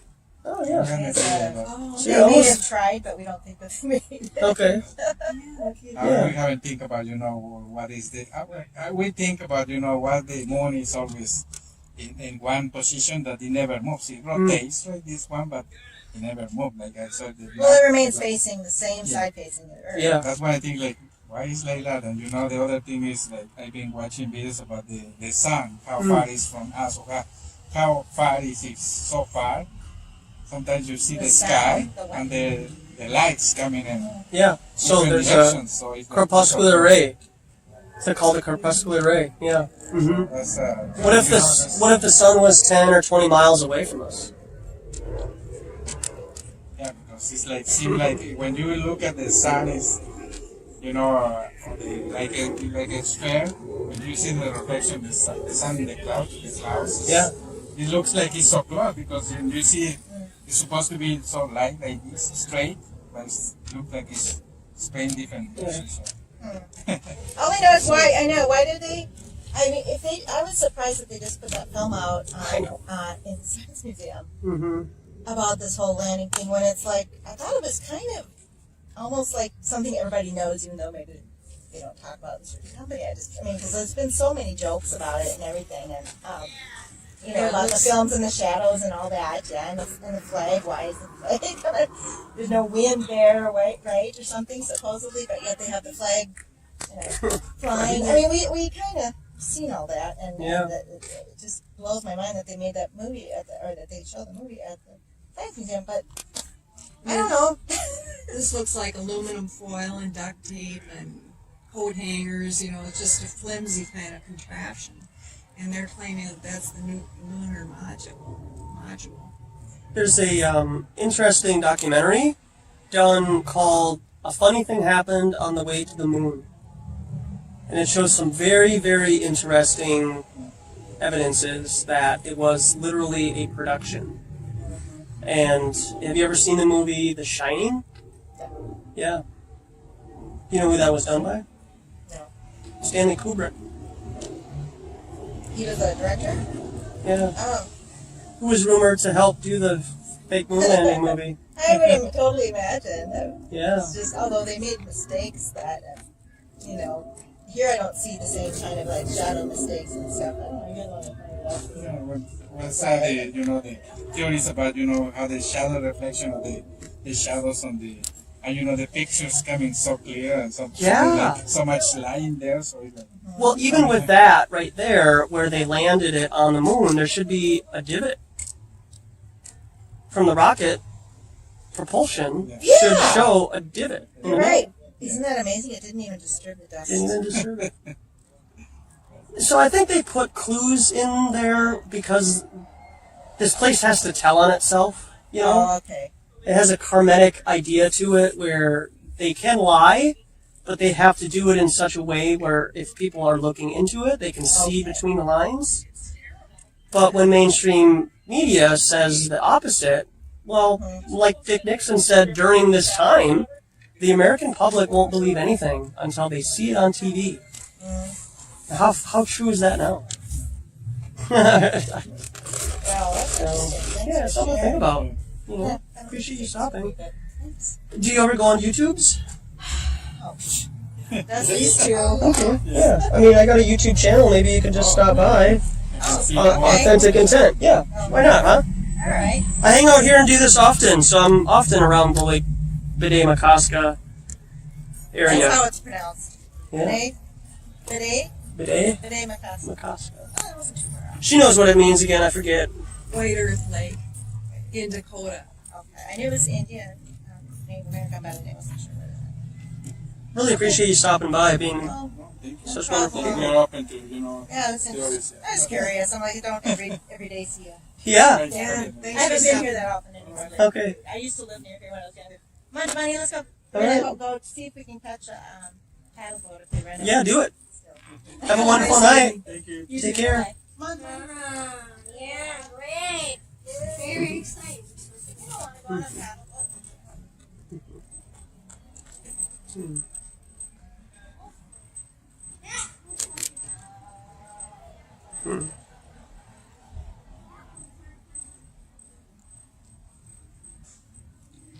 I pray he gets healed. Wouldn't that be amazing just to give him the freedom to walk? Without an implant, Elon Musk? Right.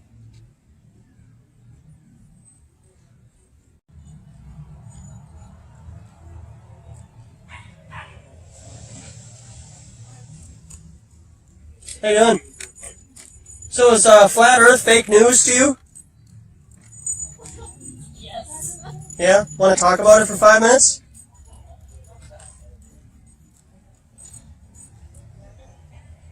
He was wearing a NASA shirt, so you're a target. An overarching target of a rocket going like this into the ocean. Got a catapult of propaganda. Yeah. It would be nice to have like a wireless microphone though. I was to stand up there though. You know? And then anybody who wants to come by, you know, have you sit at the table, you know. Hello. How we doing? Good. We're just here, like probably many people are wondering what your table is. Yeah. Because your people here. Yeah, are you wondering if the water's free? Actually, no. Okay. Would you like a water? You can have one if you want. Is it free? Of course. No, I'm good. But thank you. I think all water should be You have to free. agree that the Earth is flat. Yeah. I won't give you one. Exactly. That's fair. Be gone, otherwise. So, what do you think, my sign, it's... Interesting questions. Yeah, would you like to check out a brochure here? I think I'm good. Okay, yeah, fair enough. Okay. Thank you, though. Yeah, so what do you think about the sign? It says, what is fake news to you? Is that a question for us? Yeah, I mean, it's there, right? Yeah. What is fake news? I think anything that's not fact-based statement, right? What would it be a fact-based statement? Like, what source could you cite that would be fact-based? Oh, all sorts of things. Either CNN? Fox News? .gov? I don't think any news source is completely 100% true almost the whole time, right? They all do say the Earth is a ball in outer space, though, right? That's fair. Yeah. I think of it as a thing that is generally supported via, can find other external sources that support that information that are generally peer reviewed, ideally if I'm going down to the lowest level. But again, that doesn't really fully fit when you're referencing did XYZ happen in country across the world? Because that's a different question, right? Okay. So when you're referring to, so that's the question of like what you're defining as news, or like what context you're referring to. Okay. It's very dependent on what information we're talking about. Same deal of like when somebody's talking about generalizing views or emotions or perceptions onto a populace, that's again a different subset than a thing that happened in a worldly event versus a science event that would be more the peer-reviewed direction, right? Mm. So you're talking about a whole bunch of different types of categories. Okay. Are there, would there be a group of people that have a conspiracy over another group of people right now? Generalizable? Sure, probably, but that's from a lack of. There are so many people in the world, right? Like, I don't know what your question is. Well, I mean, also, yeah. Really just wanted to know what the table was for, and now I'm intrigued. Yeah. I went by and like, ooh, what's this? Yeah. I'm sorry, I didn't, Yeah, I didn't intend to drop by and do the... No, I like to talk about anything and everything, because I think that talking and having open dialogue and not being in an echo chamber of social media is important. Because I think that they have started to pigeonhole people that have ideologies that go against mainstream. New people don't hear about those things because the YouTube, for example, has said certain topics are unauthoritative because they do not prescribe to, quote, conspiracy theories. But my point about asking if there's a group that has a conspiracy over another group is fake news on the news December 24th is quite prevalent because they say that Santa Claus is coming to town, and then they show a radar depiction of Santa Claus going across the earth. And so you will never hear on mainstream news ever that Santa Claus is not real. And it's even promoted in movies that Santa Claus is real. So even adults have a conspiracy over children. Because I've experienced this myself, that if I was to say Santa Claus isn't real with a group of children and parents around, I get looked at as if like they're going to rip my arms off and beat me with them. So I have a question for you. You know? So you mentioned the echo chamber of social media. And I agree, that is a very dangerous thing that goes on. Mm-hmm. But then I bring to the point of how do you guys go about organizing and sharing information amongst each other? Is it a similar social media platform? Do you use things like Facebook and Twitter for a similar purpose? No offense, YouTube. I don't care about them. I care about you guys. That's why I'm here. Because I know that there is compartmentalization, and everybody on YouTube that I am a part of know that the Earth is flat, right? So I'm preaching to the choir. You're diverting from the No, I'm not. I'm saying I'm preaching to the choir if I'm going to sit in a chat room and talk about flat Earth with a bunch of flat earthers. We need to get out there and show people why we think the Earth is flat, and that's because water lays level and flat. And it can be measured over a distance with lasers from point A to point B, that water lays level and flat, and there's no curvature. I appreciate the in-person idea of spreading your ideas. That's really cool. I also would like to point out that I think the flat Earth thing came about predating social media and internet, right? Flat Earth versus round Earth has been something that's been debated for hundreds of years, so I don't know if social media is skewing it as much, right? I don't know if that's the... Well, how long have people thought the Earth was flat until they thought it was a ball now? Do you happen to know? Around the time of Archimedes, that they would see ships go over the horizon and they would go below. They'd see the bottoms disappear first rather than the tops. Okay, why do you think that is? Because of the curvature of the Earth. And then as you go over the curve, the bottom of the ship will go away first. Okay, I see you snickering. No offense. No, her. She's snickering, and there is actually a scientific reasoning behind that. Would you like to hear it? Sure. So earlier in the morning, when the water temperature is at equilibrium with the temperature, the air temperature, you can see things further because the sun hasn't been beating down and evaporating the top part of the water to allow the compounding of water vapor over a distance, over an extended distance. Okay. So if you observe something with a high-powered zoom lens, you can actually bring that object back into focus, and it could be 20 to 25 miles away. But what about the times where they've seen that happen at night? Yeah, and so at night, when the sun has been beating down on the surface of the water, there's more water vapor that's being evaporated because the temperature of the water is greater than the air temperature. So you're And saying so it's that evaporating. equilibrium, but at the same time, No, I don't think you heard what I said. So I'm saying earlier in the morning, like at 5 in the morning, you go out and we make an observation of something traveling further away from us. We can see it. And it will travel away from us because there's a convergence point regarding perspective. Because our eyes can only see so far. Right. Right?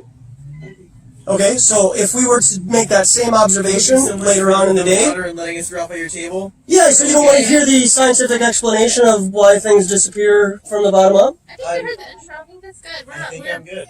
Yeah. We just wanted to drop by and see the team. Yeah. So also, thank you. I hope I'm not being rude. I'm trying to. I'm gonna say bye. Probably see you again. Maybe we can talk again in the future. I think the important thing is that, you know, when it does, you can go up to Lake Superior, and that's big enough so that you can see a ship disappear. But if you get a zoom lens, you can bring it back into focus. In other words, it didn't go over the curve. It's a vanishing point. Into the line of. But if you use a camera with a wider lens that can capture more light, you can view it further, and you see that same thing of it disappearing. It will disappear because of your perspective, and you can't see things forever. Like, why do you think you can see things forever? I'm not saying I think. Okay, The but question if was the camera is being able to capture enough light. That's all that when you see something disappear over that distance, it's the light bouncing off of it back to your eye. If you're using an aperture wide enough to capture enough light to reach all the way back, Well, see, that but distance. that argues against what you're saying, because what you're saying is that it disappears over the curve. What we're saying is that it just disappears from our vision. Right. And so, you know, you use the zoom lens, and it does reappear. It didn't go over the curve, because there isn't a curve. But I'm asking if you used a wider lens and you saw. We are using wider lens. We're using a P1000, which is the highest optical zoom lens available to civilians right now. It has 125 optical zoom lens. Okay. Nothing on the market right now is more powerful that a civilian can observe. So then you'll agree that after a certain distance, it goes beneath the horizon and It does not go beneath it. You lose it because of your perspective. No, not my perspective. The camera's. Whatever. It's not because of the curve. Because a camera wouldn't be able to bring it back if it went over a curve. In the first place. So Yeah, because it would be invisible. You wouldn't be able to get no camera. Exactly. It would go away because that's the point. Because of perspective and No, the convergence point of the ground and the sky meeting together. This is taught to you in art class. The line of convergence. Yeah, I'm aware of that. Okay, so what is the circumference of your ball Earth that you believe you live on, if you don't mind me asking? I don't know. Okay, the radius? I don't know. So if you were to know, we could come up with a curvature calculation. I mean, Archimedes did the same thing. No, he didn't. No, Yeah. So what you're saying is you're going to trust people you've never met before, hundreds of years ago, allegedly, that did something. Have you verified it? That math works? Yes. Have you verified it? That everything in math works? No, Yes. math does not create reality. You can use it to make Math is observations. based off of reality. No, it's not. How? Because you can't see forever. I'm not. And you don't. How far is the sun away? About 7 minutes away using the speed In of miles. In miles, how far is it away? By mainstream science light. You're standards. gonna trust. I'm kidding. That was rude to me. I don't know how far away. Okay, well, you would have to agree that it's 93 million miles away. How have you verified it being 93 million miles away? I haven't. Okay, so you have to take mainstream science's word for it, right? I'm gonna trust people who spent a lot of time researching this. Okay, is that any different than a person saying, well, I believe the Bible because somebody wrote the Bible and they taught me the Bible? Oh yeah, that's not different. It's completely different because that's a book that was written by people a while ago. So are your science books of Archimedes written a while ago? But those things that they write in the math books are repeatable. So how have you repeated the sun being 93 million miles away? Because of the distance it would take for a solar eclipse to go over the sun. As far as math goes, if I tell you that I have $4 million and I spend $2 million today, how much money will I have tomorrow? Probably $2 million. But you see, I don't have $4 million, and I didn't spend $2 million today. Yeah, In other words, the math works out. the math works, but Yeah, just ignore him. He wants to ignore us. So. I'm sorry. There's a dog. I will talk to him. Yeah, because you've never seen a dog before. Maybe you should just carry on. is that a pit bull? I'm not obligated to. You're being a bit rude. I am being a bit rude because. I'm trying to be cordial with you. No, you're not. This I is. know I am. I'm not raising my voice. This is you right here.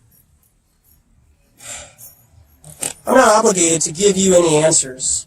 If you want to believe you live on a spinning ball, that's fine. You do not have a teachable spirit, so maybe you should go away. I don't need your politeness. You just were not polite by petting a dog that you've never seen before. Yeah, but I like the dog. I do that all the time. Yeah, good for you. Well, could you give us a reason to believe that the Earth is a round ball? Yeah. The thing I just said about the Other people. ships. Your faith that you have in other people. The thing I said about the ships. I just told you the scientific reasoning behind that. How airplanes work. No, airplanes. That's why they're called airplanes, because they're flying over a plane. They're spelled differently. No, they're not. They are. No, they're not. Type it in. Google your Google God and ask the Google God whatever you need to ask it, or Siri or whatever. I use like a homebrew search engine. I'm sure you do. Yeah, because they're all different. Because they're not tracking you. They're not doing anything nefarious behind you. If you want to continue to believe what you want to believe, go ahead, man. Okay. Well, I appreciate you guys coming out here speaking your voice. I hope you guys have a great evening. Yeah, don't act like you're better than us by complimenting. Have a nice day. You break. Then they play the victim. Oh, I like the dog. You're being rude. Really? You just ignored her in the middle of a sentence. Oh, is that a dog? Can I pet your dog? I mean, give me a break, dude. And then he plays the victim. Why are you being so mean to me? Go play Fortnite. Yeah. You know how you can say all kinds of things about numbers. And Yeah, I have 2 waters, and you take 3 from me. How many do I have left? good one. Yeah, good one. Because you can't have -1. But math works out. Right. The math works out then. That's an excellent example. Look at that sun just beat right on the flat water and come right up to the shoreline without bending. Right. Hello, guys. How are we doing? Hi. Pretty well, thanks. Would you like an aqua? Yeah, go for it. Some brand new brochures. You look a bit I parched. just got them printed today, so Yeah, what is it? you don't want to miss them. Did you know Earth's flat? I think Earth's flat. What is fake news to you? What is fake news to you? Yeah, what is fake news to you? To me, fake news is that when you're exaggerating with something that does not exist. You know? Okay. Like what? Like Unicorns? Something doesn't happen, you just say that thing happened and stuff like that. You know? Like, could you give me an example? When reporters make fake news. How so? Like, when they say something happened and that thing is not happening at all. Like, maybe Brian Williams? When they get lies and shit, you know? Like maybe Brian Williams saying he was on an Apache helicopter getting shot at and he really wasn't? Yeah. That's kind of a problem. Yeah. Yeah. Yeah, so what is this about? Earth is flat. You guys believe so? You guys believe Earth is flat? Yeah. See, we've got the lake back there to prove it. Because water seeks its level. So water will always lie flat. In fact, I mean, we use them in construction. You know, this is a bubble level. Yeah. All it is just water. Do you realize that Earth is not like, it's not like the same height? It has some places that are just higher. What about water? You're talking about Water. mountains and Oh, valleys. they can stay somewhere that's like, it's not flat. Water's always flat. Water's always flat. Yeah. Unless And if it's not, it's seeking its level, like a river, flowing river.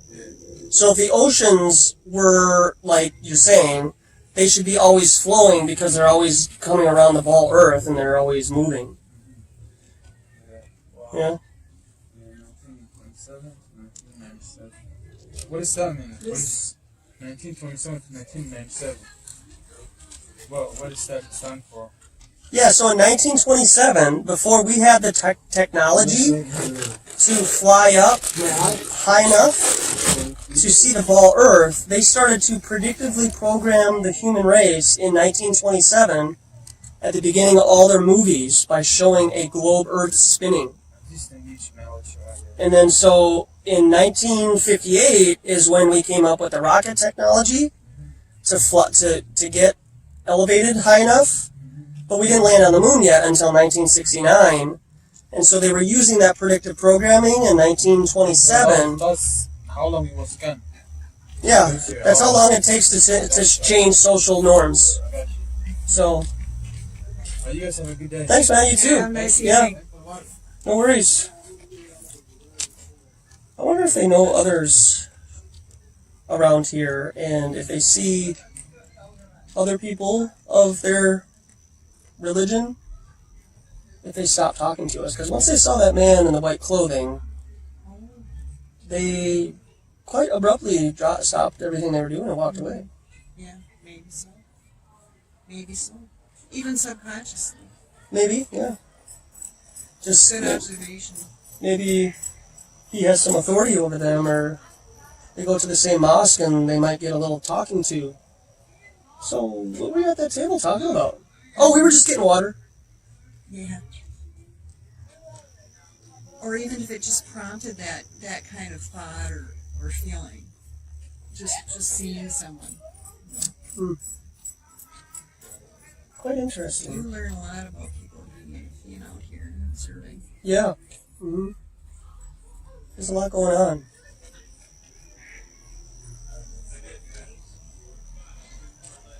I always try to spot the plainclothes cop. Yeah, right. But some people who seem like them, they're not. Mm. They're just brainwashed. Right. NPCs just going along with the programming. They have no thought of their own.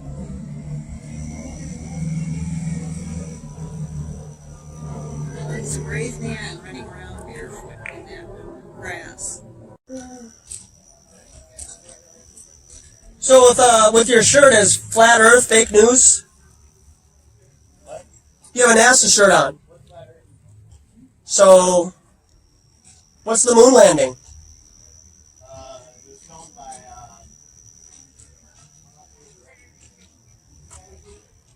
Good work. Oh, good one. So you think the moon landing's fake, but the Earth is a ball still. Interesting. Well, at least it goes that far. That was pretty good. Yeah, I know, right? He's almost there, but, sometimes the ego just can't allow them to go over the edge. Just can't go over the edge. I just can't believe I believed this thing for so long. In like the space, the moon landing stuff. Space? I didn't think the moon landing was real. But I believe in space. It never occurred to me to question. And then I went, because I just figured that that's what they say, so then it's I didn't pay attention to it. I know. I just figured it said so, it must be true.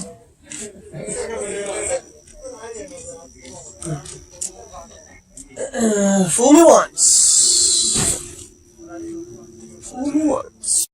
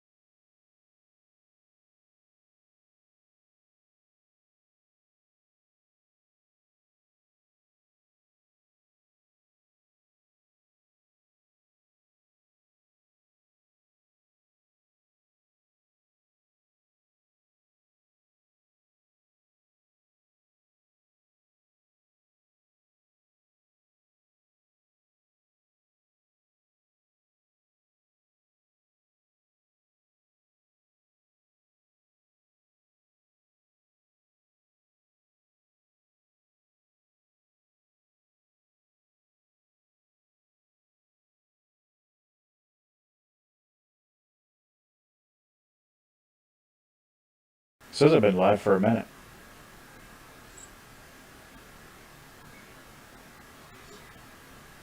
Lumberjack says we are live. All right. They can see me. They can see us. Here we go.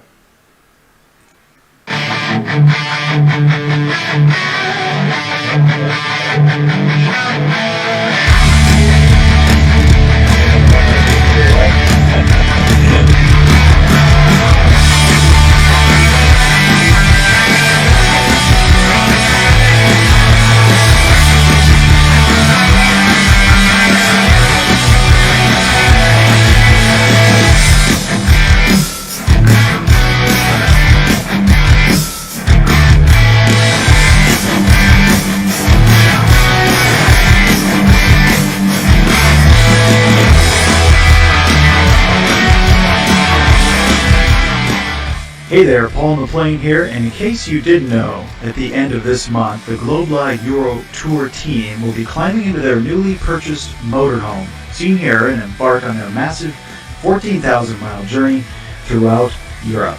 They'll cover 39 countries and over 64 destinations as they flat smack their way across the continent for many months, and they need all of our support. So, in the spirit of competition, every channel that wants to participate in a fundraising effort to ensure the Globalist Tour has the resources to complete its mission will be calling out to his or her subscribers and supporters and viewers and listeners, and whoever's community raises the most funds for the Globalist Tour will get the biggest logo and placement in the best spot on the Globalist motorhome, which will be seen literally by millions of people in the next few months as the tour navigates all across Europe.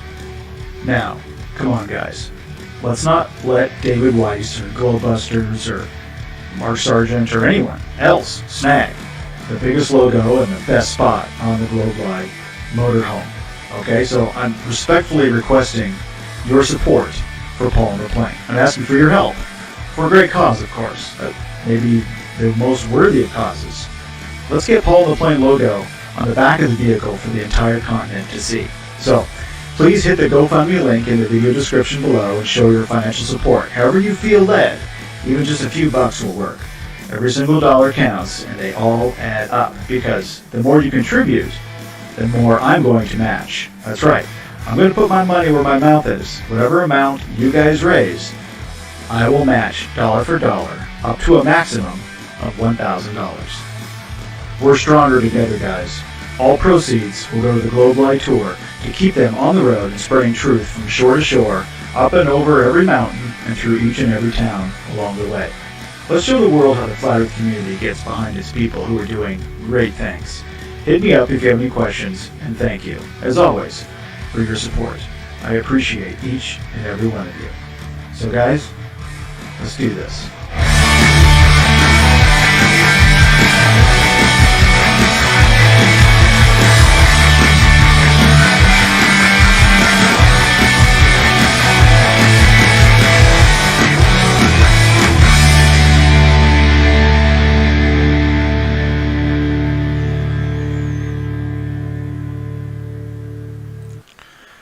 All right, welcome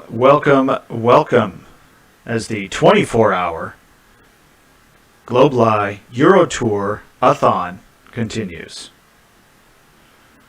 Paul McLean here, welcome, and let's see, it's a little after 6 a.m. in the UK, and joined by a gentleman on the screen here, which you hopefully will recognize. I don't think he's got a lick of sleep. Been burning the midnight oil. We are joined by the one and only, the man himself, Mr. Globalist Tour himself, Jason Disbury. How you doing, man? Are you? How many cups of coffee are you? Or what number is this?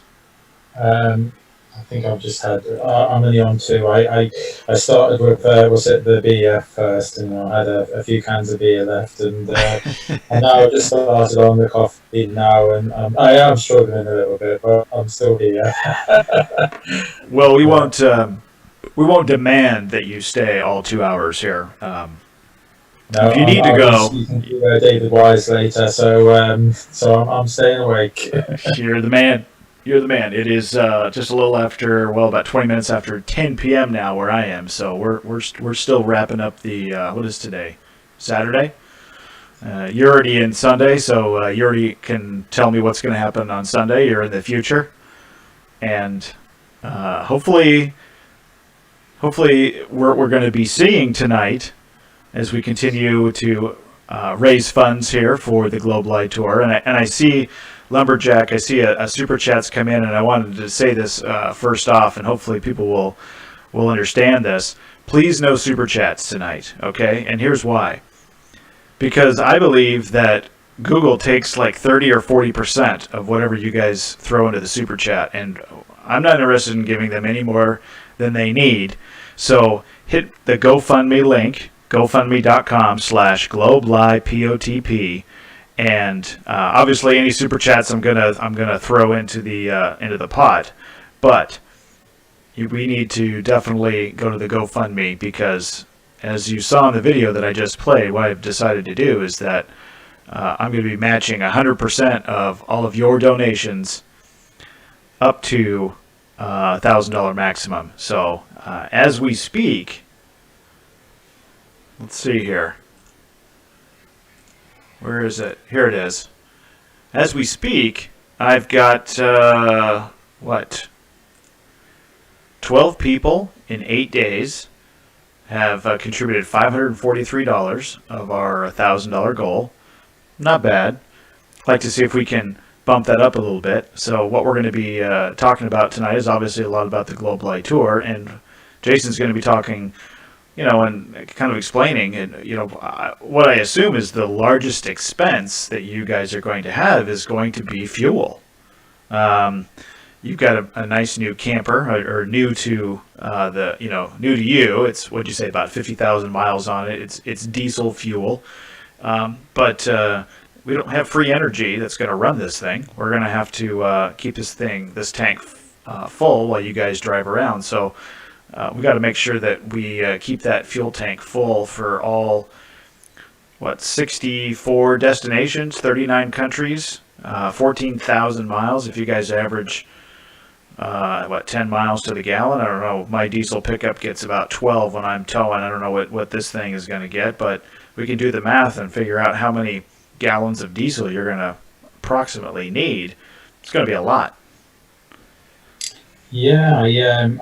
I think I put it down to total fuel cost was approximately £4,000 to £4,500. It was just fuel alone. Just for the fuel.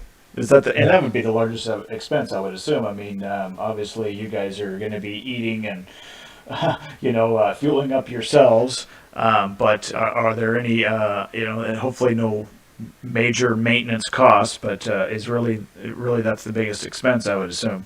What am I missing? Yeah, well, originally we set the funding to be around 16,000, thinking that the largest expense was going to be hiring of the motorhome, which was going to be about £5,000 to £6,000. That's gone. It's gone. So now it's the largest expense now is going to be the fuel, that's great news for us. That means that this is now realistic now. We can get the job done. Hopefully I'm hoping that enough people donate to get us started, get us into Europe, get the ball rolling, and the ball rolling. Yeah, it sounds wrong. Get the pizza rolling. Get the motorhome rolling, and then once we're out there, hopefully the funding will be ongoing.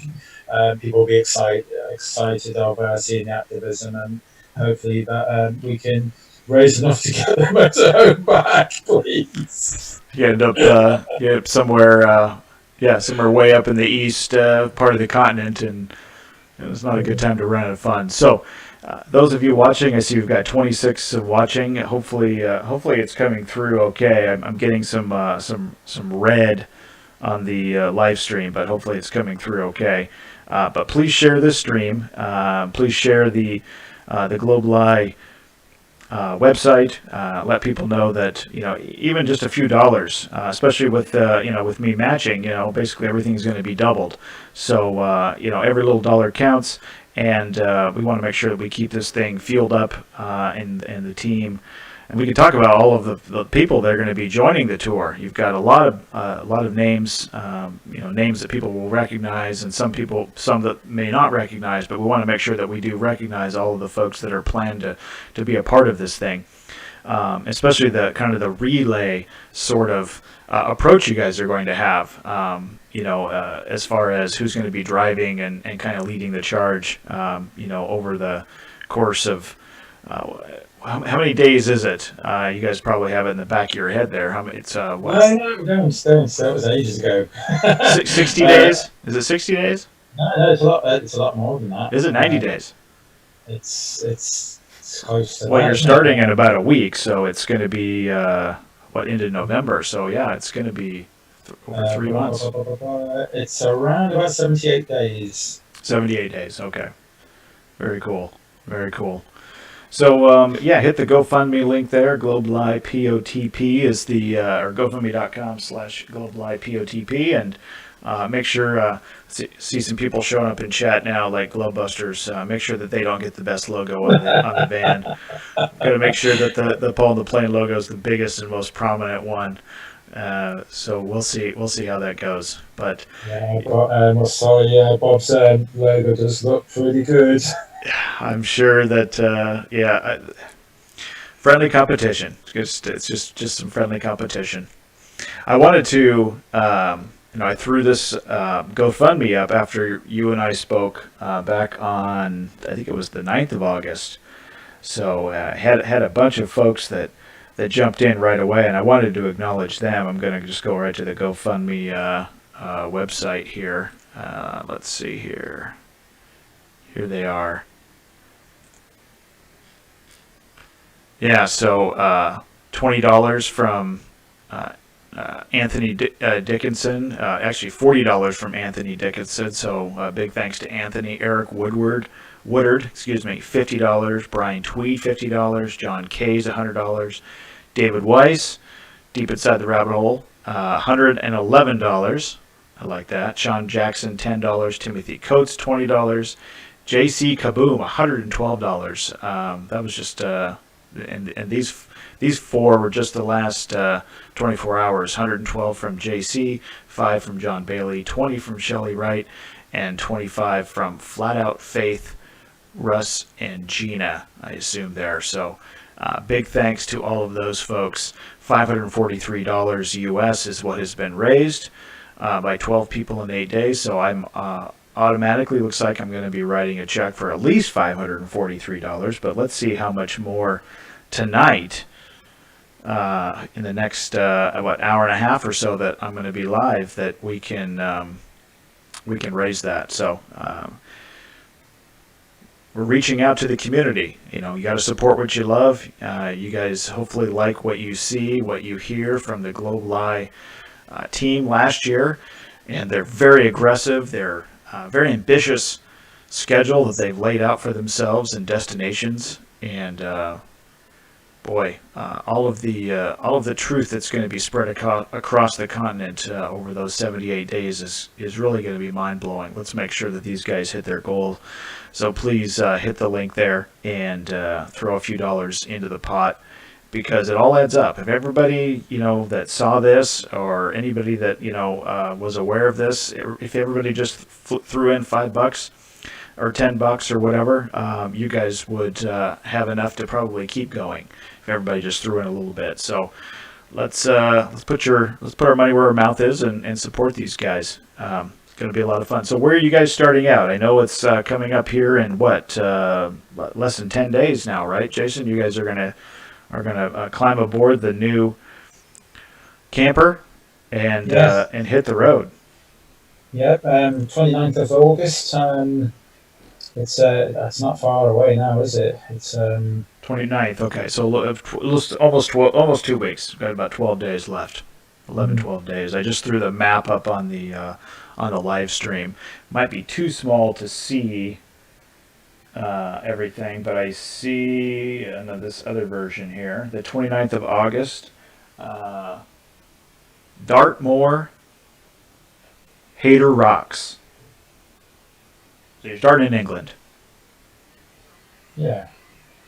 What I'm doing is, if you want, can I show you the link? You might be able to see that a bit clearly. Do you want that, or? Yeah. Throw the link in there. Just might be able to see that. Let's see here. Do I have that? I thought I had the link in here. What's in your chat? Have you got that in this chat? Let me head over there. There it is. Google Docs. All right, let me copy that. And we'll close that.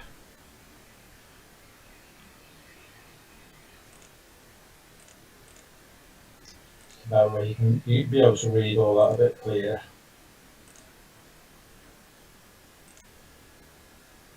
There we go. Okay, I guess I can just throw this in the, I don't think I have it up on this screen, but I'll just throw it in here.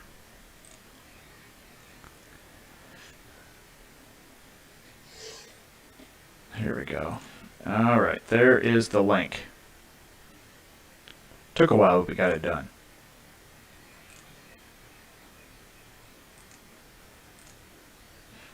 All right, you guys can check that out. There's the schedule, and yeah, 14,000 miles. That's almost 23,000 kilometers. 39 countries, 64 destinations. In comparison to last year, then, Jason, what was the count on the number of miles and countries and destinations last year? You know, as near as memory serves. We didn't actually map it out that way last year. We had quite a few setbacks and things, and I wasn't there on the whole of the tour last year because of family problems and things. We went down right to the bottom of Cornwall. We went right the way to east and west and the north of England. We went in every point of England and went over to Ireland. But this year we're going to take it one step further and go over to the Isle of Wight as well. Yeah, no, it was it's a huge tour. I've got no numbers on the mileage. I would say approximately 4,000 miles or something, 4,000 miles, I would assume. Okay. Somewhere around about there. So when you guys started drawing this up? Yeah, it's scary. Really scary. The thing is, because it was like originally meant to be myself, and I know I can drive long distances, and I was going to break it up and do quite a few hundred miles in the evening, quite a few hundred miles in the morning, and break it up a little bit. And so I figured that I can do that, I've got stamina to keep that going, and then realizing that. Now I've bought this motorhome, someone's got to pay for it, and I can't do the entire tour, that's really it's not nice because I'm dying to do the whole lot. I'd love to do the whole tour and be the designated driver for the entire tour. But now we've got these relay drivers, and lots of people have all stepped forward. Even Paul McLean might have a little drive, who knows. I've been doing lots of driving with my RV, so I've been practicing. I've been definitely practicing. So let's talk about some of the folks that are going to be joining the not only joining the tour but doing the driving. I know you've got to split up. I've heard Adam Meakin. I've heard Roxanne, who's my co-host on Paul on the Plane Live, and a couple other people. Who do you want to mention? Well, someone who's going to be doing an awful lot of driving, along with Roxanne, will be allegedly Dave Murphy or Dave Moore. I'll have to ask him what he prefers from the internet because he confuses me with that. But yeah, Dave. You couldn't. An amazing driver he will be. Only a shame because we originally had D Marble coming on board. A pair of them are so looking forward to meeting each other. It's such a shame. I would say, old D, just get yourself over just to meet. Was it Dave? But okay, it's maybe another time. Hopefully maybe we'll organise a USA tour. The whole gang of us will come over. Who knows? We'll see. Yeah, we'll see. So how much time? I know Daryl was thinking about spending quite a bit of time on the tour. How much did he? How much is he going to be able to spend over there? I know that with his job and stuff, that might have been kind of inhibiting some of those plans. I think that's the difficulty. Originally, when there was a possibility that his job may be coming to an end or anything, and then he could donate a lot of his time and that. But that's not the case now. He's I think things are going really well for him. That's the crux of it all. I think and the tour at this time now would jeopardise. He's on to a good thing at the moment. That's right. Yeah, it's. I've always said, family first, and then flat earth has to come second. And I think that's where that lies at the moment. But he's going to be supporting us. We're just all wondering who is he donating to? Is it Paul the Plane? Is it Globalist? Who's he going to donate to? So just do one, D. You can't do them all. Just do one. Yeah, that's right. And of course, he's going to do Paul the Plane because we're both Washingtonians and we stick together. So, Daryl, if you're listening, I appreciate your support and thank you in advance for all of the money you're going to donate. No, I was just seeing in the chat there that Globusters was bragging about $1,200 so far for their van logo. The question is are they matching that? Because I'm not far behind then, because obviously mine is $543 at last time I refreshed the page. So if you double that, not too far behind. Yeah, that's it. I think. One of you getting the rear, getting the back spot. That's right. That's right. And that's where we've got all the flashing lights and things, and there's all things happening on the back of the bus. That's right. That's right. We'll have to make sure that once I claim obviously the biggest spot and the most prominent spot, which is probably going to be the back of the van. Speaking as if, we'll definitely make some changes so we can do some other advertising and things like that we were talking about. Because just the logo itself obviously doesn't say much. Globusters obviously goes along with the Globalist tour really, really well, which is extremely disappointing that they figured that out already. But we'll make sure that there's appropriate lettering or something along that front for sure. So that's exciting to hear. So $1,200 there. I know that the GoFundMe that you created many months ago has over $1,000 or so that's in there as well. So there's going to be a bunch of different sources of funds coming in, and it's going to at least get you guys started, which is all we can ask for, and see how far we can get this thing to roll. Yeah. I noticed last time most of our funding for the UK actually came whilst we were on the tour. And they were just all. It is.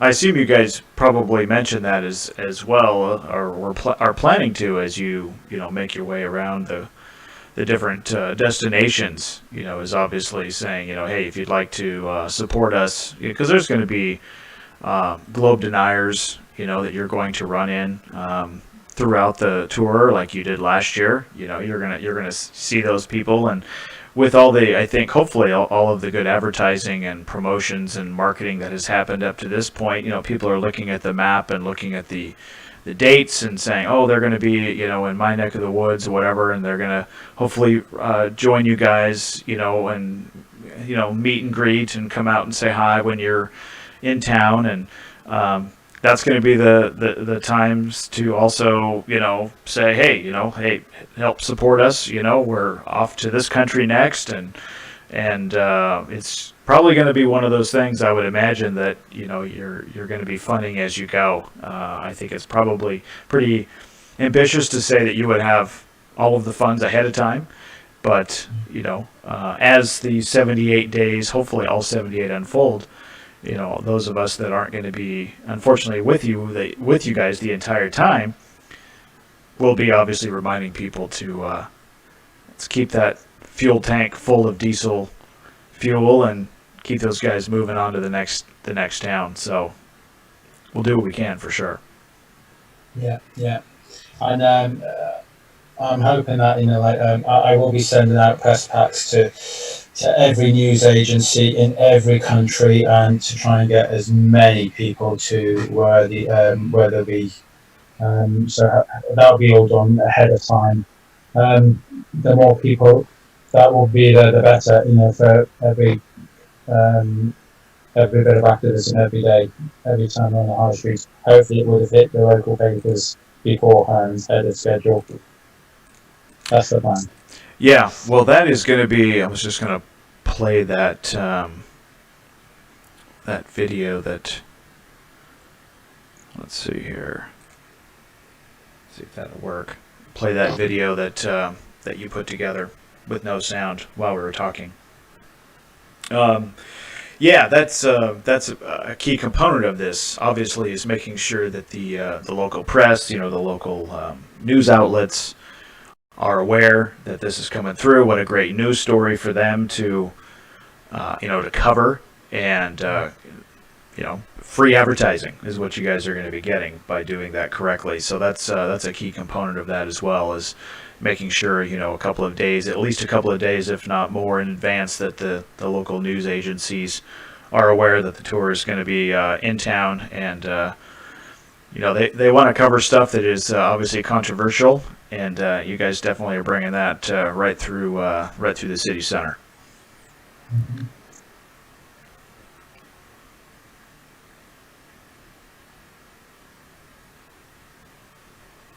Yeah, let's have a million eyes on this motorhome. A million eyes. That's what we want. Yeah, for sure. This is a really cool video put together. Yeah. Hopefully, all the spots you guys are going to get to see. Yeah, that's nice. So you're going to start out by driving, and is that right? And then how long are you going to be able to do that before you kind of hand off the torch? Yeah, so I'll be starting, day one on the 29th of August. I will be carrying on all the way to the UK convention, which is on 13th of September, 14th of September, and 15th of September. I'll be handing on the reins to Roxanne and Dave, and they'll start the second part of the journey. That's quite a bit of a trip just for myself. That's as much holiday time that I could get off at that time. I managed to get off another week, which will be on the remaining. I think it's 9 days off before I can get off, and then that's all my holiday done for the year. I've devoted all my holidays to this. Bravo. Or I wouldn't have had a job, and then we wouldn't be able to pay for the motorhome. But it's one or the other. We can't have our cake and eat it. Well, you've set things up for success, so that's the whole idea. So we appreciate obviously all you've done already, and there's a lot of good people that are going to be taking over. So Roxanne and Dave, I'm sure, are going to do a good job. How long are they planning then on leading the tour from there? Yeah, so I'd say they're going to be going. I'm very concerned with Roxanne. Roxanne wants to do nearly all of it. She's a warrior. I call her that every week. She's just an absolute warrior. Honestly, she's down for a huge trip, and I'm hoping to maybe split that up a little bit. But Roxanne says she's up for it, and we'll see. So like Roxanne and Dave are going to be doing like literally from the UK convention. All the way down to France and Spain, Portugal, Spain, and back up again to the Amsterdam convention. From there, they're going all the way to the Netherlands and Belgium and Germany, Denmark, Norway, Sweden, Finland. Oh my gosh. Estonia, Latvia, Lithuania, Poland. It just goes on and on. They're doing a massive part of their journey until we get to Bulgaria, where Ranty Flat Earth, he comes on board and helps out at Bulgaria. He'll be with Dave Moore as well. I think Roxanne at that point goes home with a deserved break, but she wants to come back again. So she's doing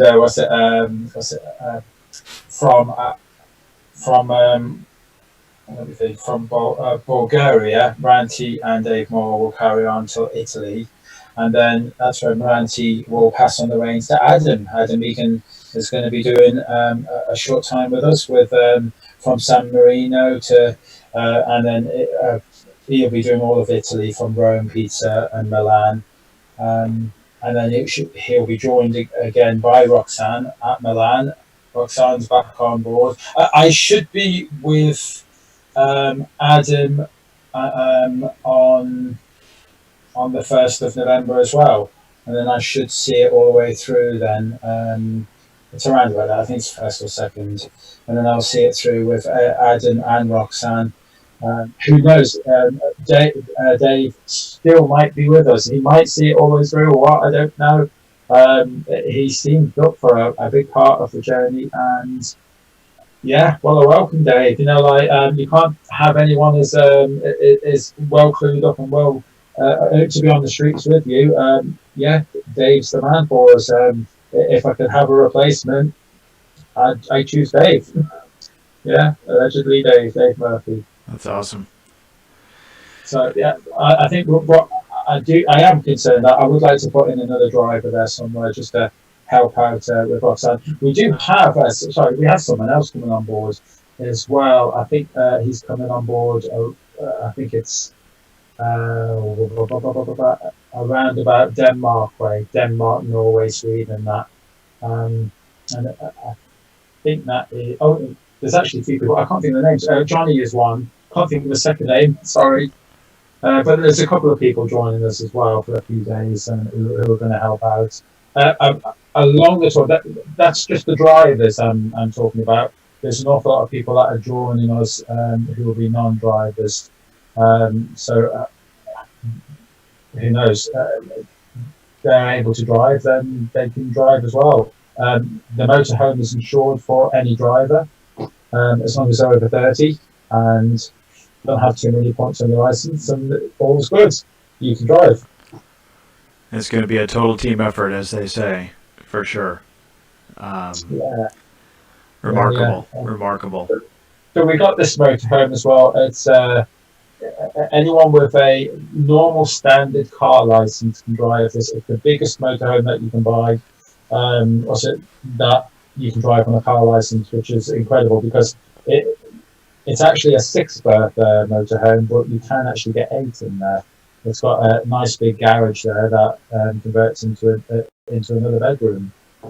Oh, okay. We call those toy haulers here in the States. I don't know what they call them there, but if you've got a big opening in the back there, people will put like motorcycles or 4-wheelers or whatever. But if you don't have some big toy in there, then you've got more sleeping area, or some people even set up like offices or whatever in there. So it's really, really cool. They're big in there. Yeah, it's huge. The previous owner said that they used to squeeze in 3 motorbikes in there, which is like, I don't know how. I mean, I can see 2 easily going in, but he said you can get 3 in. Amazing. Yeah.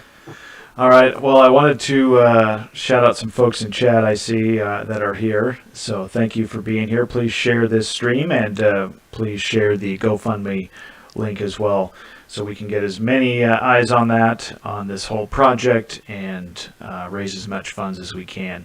But I see Liftin The Lid is in the house, so hello to Robin. I know Robin's going to be going live on his channel in the next few hours as well, so can't wait to meet Robin. It's going to be great when I get over to England.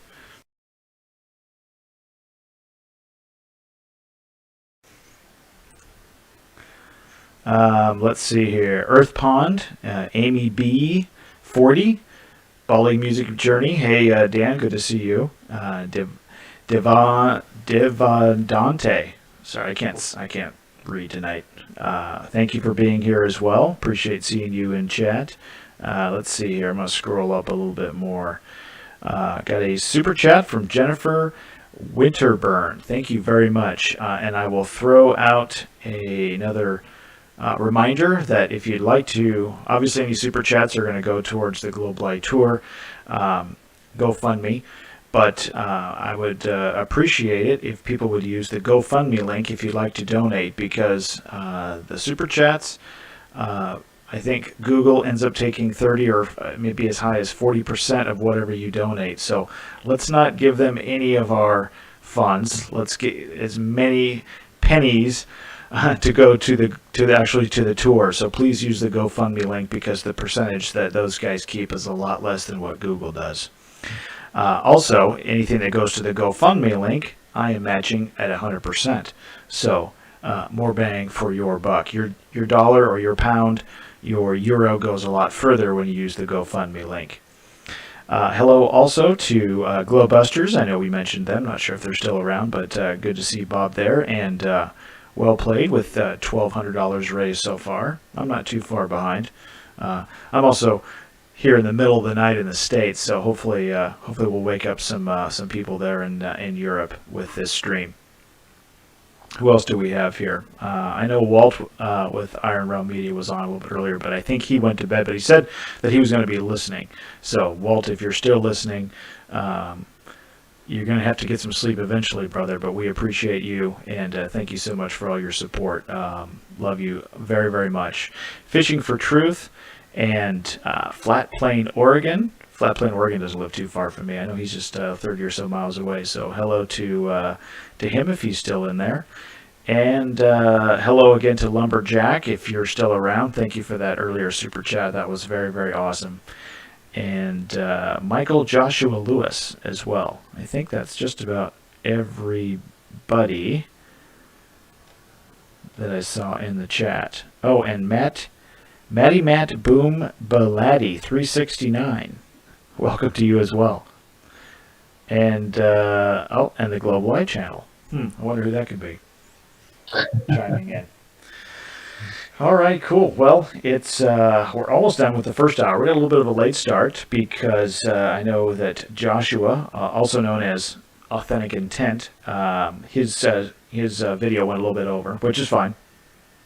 I also wanted to call out the folks that have already been a part of this Globalist Tour-A-Thon. I'd like to think this is like the first of its kind. You know, I mean, I don't know about you, Jason, but when I was a young lad, we only had like 3 stations on TV, and if it was one of them was like a fundraiser, like what the public broadcasting system would do here, that's pretty much all that was on. And so you would see these fundraising campaigns go on for many hours. But I'd like to think this is one of the first ones, if not the first one, that has been done on YouTube. Definitely for this subject, but I just don't think you would have a community like this. And I don't think you'd be able to find another community like the Globalist community that's going to, be willing to, come together and put something together like this. So this is really, really cool, and I'm just tickled to be a part of it. But so we kicked off the Globalist 24-hour Globalist Euro Tour-A-Thon extravaganza, and that started with Roxanne and Dolly, and that was, I believe, 8 p.m. on Saturday night in the UK. And that was followed by Martin Leakey, who's going to be at the also going to be at the Flat Earth Conference in the UK in September. The Iron Realm Media Gang as well, and Glowbusters, and that was Bob and Jaron, who each did an hour on each of their channels, so that was awesome. I'm so glad they were a part of this. Very, very cool. And then Karen B, obviously, big supporter of the tour, and she had Mark Sargent on her channel, and they were on for 2 hours. And then Josh, Authentic Intent, Joshua Swift, for 2 hours. And then I'll be with you for a little bit more than an hour, I guess, after this, so a total of 2 hours. And then here's the lineup, and this is tentative, but hopefully this is what you're going to be able to expect if you're going to continue to follow the Tour-A-Thon here. Rodrigo Ferrari Nunez is going to be following me at 8 a.m. In the UK, and that's midnight here Pacific time, where I am. And then that's going to be followed by, Rodrigo's going to be followed by Robin, Liftin The Lid, so he's going to be on for 2 hours. Then we're going to be starting to be getting close to sunrise here in the States, so David Weiss is hopefully going to be live streaming from his drone, weather permitting, obviously. That's going to be at 6 o'clock Eastern time here in the U.S., and that's 11 a.m. in the UK. And the rest of the lineup after that is The Plain Truth, Arwen, Ranty, and Dave and Roxanne, if possible. I know they're hopefully going to have a stable internet connection. Allegedly Dave, Gary and Dee Dee, and then Howard George Stirrup. Maybe you can talk a little bit about him, Jason, because I wasn't aware of him, and maybe some of the work that he's done. And so that's going to be up till 6 p.m. in the UK. And then it looks like, Jason, you're going to basically wrap this thing up from from 7 to 8 p.m. In the UK and bring it on home. 24 hours of Globe Live fundraising, and hopefully going to be looking at a nice chunk of change to get this thing rolling. I'm gonna hope that I'm still awake for that time. I may be around. You're gonna have to steal a few Z's in there somewhere. But yeah, no. Talking about Howard's George Stirrup and that. I think he's someone that can inspire so many other people to get out there and do some activism. He comes across so professional, and he's I'm kind of in awe of him, of his conversational techniques, his questioning and that. I think he's fantastic. Absolutely amazing. Spotted him a little while ago, and he's now come over to the UK. He's from Spain, Benidorm in Spain. He's been doing some amazing activism down there. He's a big shot in Spain. They all know him. Everybody. He's even got his local mayor looking at Flat Earth. So yeah, no, it's very cool. Big work. He's been working alongside Harry, John Smith Live. So Harry's got him under his wing now, which is even better, because now he's although he's got his own flavour on how to do things and all that, you can't help but learn a lot from Harry. You can't help it. The way Harry comes across, the way he questions people. For sure. His take on things it's so different than what I do, and what other people do that I see. That's why everybody loves Harry. Is the way he questions things. Anyway, so we can learn lots off Harry. People need to watch John Smith Live. And then, so anyway, now that he's come back, Howard has come back from being in Scotland with Harry for a week or so. He did have a day a few days around the country. He's been in a speaker's corner, which I sadly missed, kicking myself over that. I went to speaker's corner the following week, and he went the previous week, which is both fortunate. I think he's back in Benidorm now, and people need to sign on to Howard George Stirrup's YouTube channel. He's still struggling to live stream he hasn't got enough subscribers yet, so people need to get on there, subscribe to his channel. Let's bump him up to I think it's 1,000 subscribers, and once he's there, we'll get to see a lot more of Howard. As I say, I think he's the next thing since sliced bread, like for activism. So there you go, Howard. You've had a big plug now. I want me money now. You said you would. That's awesome. So yeah, maybe we could throw his channel in the chat there, and we could ask everybody to go over there and subscribe. So I just realized when you mentioned him, I wasn't subscribed to his channel, so I've done that, and would love to see him be able to build that up and be able to live stream and things like that. So please go and check out Howard. I'll say his name wrong. Howard George Stirrup, and it's STIRRUP. And go over there and subscribe and like and check out some of his great work there in Spain. The tour, it's just so much different over here in the States, because you'll drive 3,000 miles and you won't even leave the country. There's just so many different cultures there within a lot smaller area that you guys can touch. And I know obviously last year you didn't do anything close to what you're planning to do this year, but what do you, when you kind of I guess look at your crystal ball, what so many different cultures in such a small period of time, are there certain considerations you have to make in certain cultures over the other when it comes to some of these topics, or do you guys just kind of do the same thing day after day? Is that even a consideration? Do you want to rephrase that a little bit more? Or? Sorry.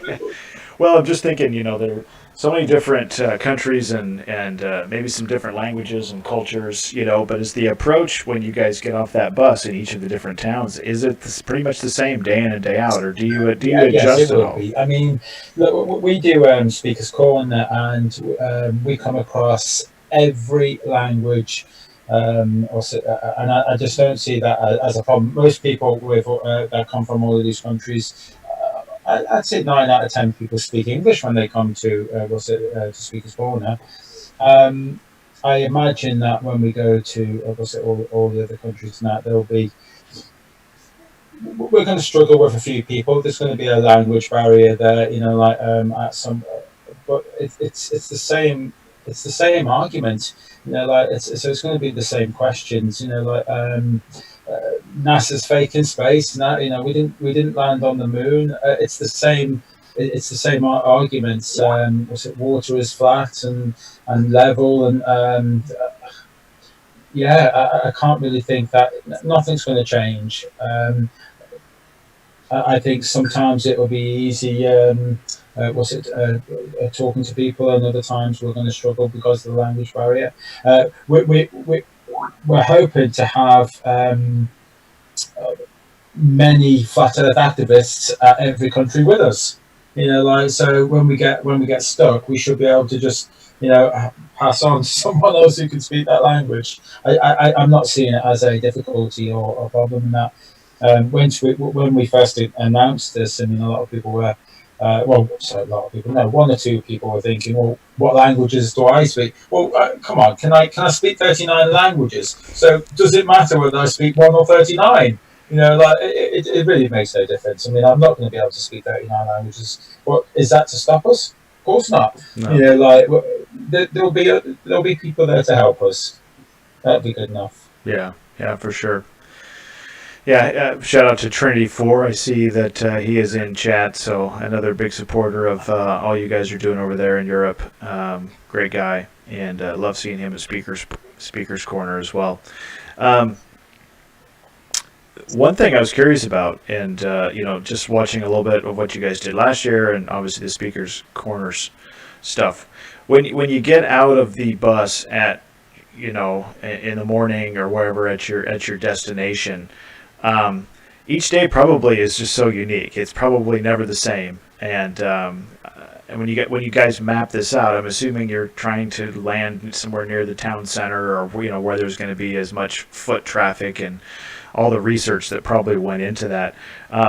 When you were planning this out, what was is that really what you were looking to do? Is when it comes to mapping out where exactly you're going to be driving this camper van and parking it, and then worrying about local laws? Is there some places that you are going to be asked to move to or asked to leave? And is that just the nature of the of this whole thing? I've been doing a bit of research on a lot of motorhome travellers, that travel Europe and that.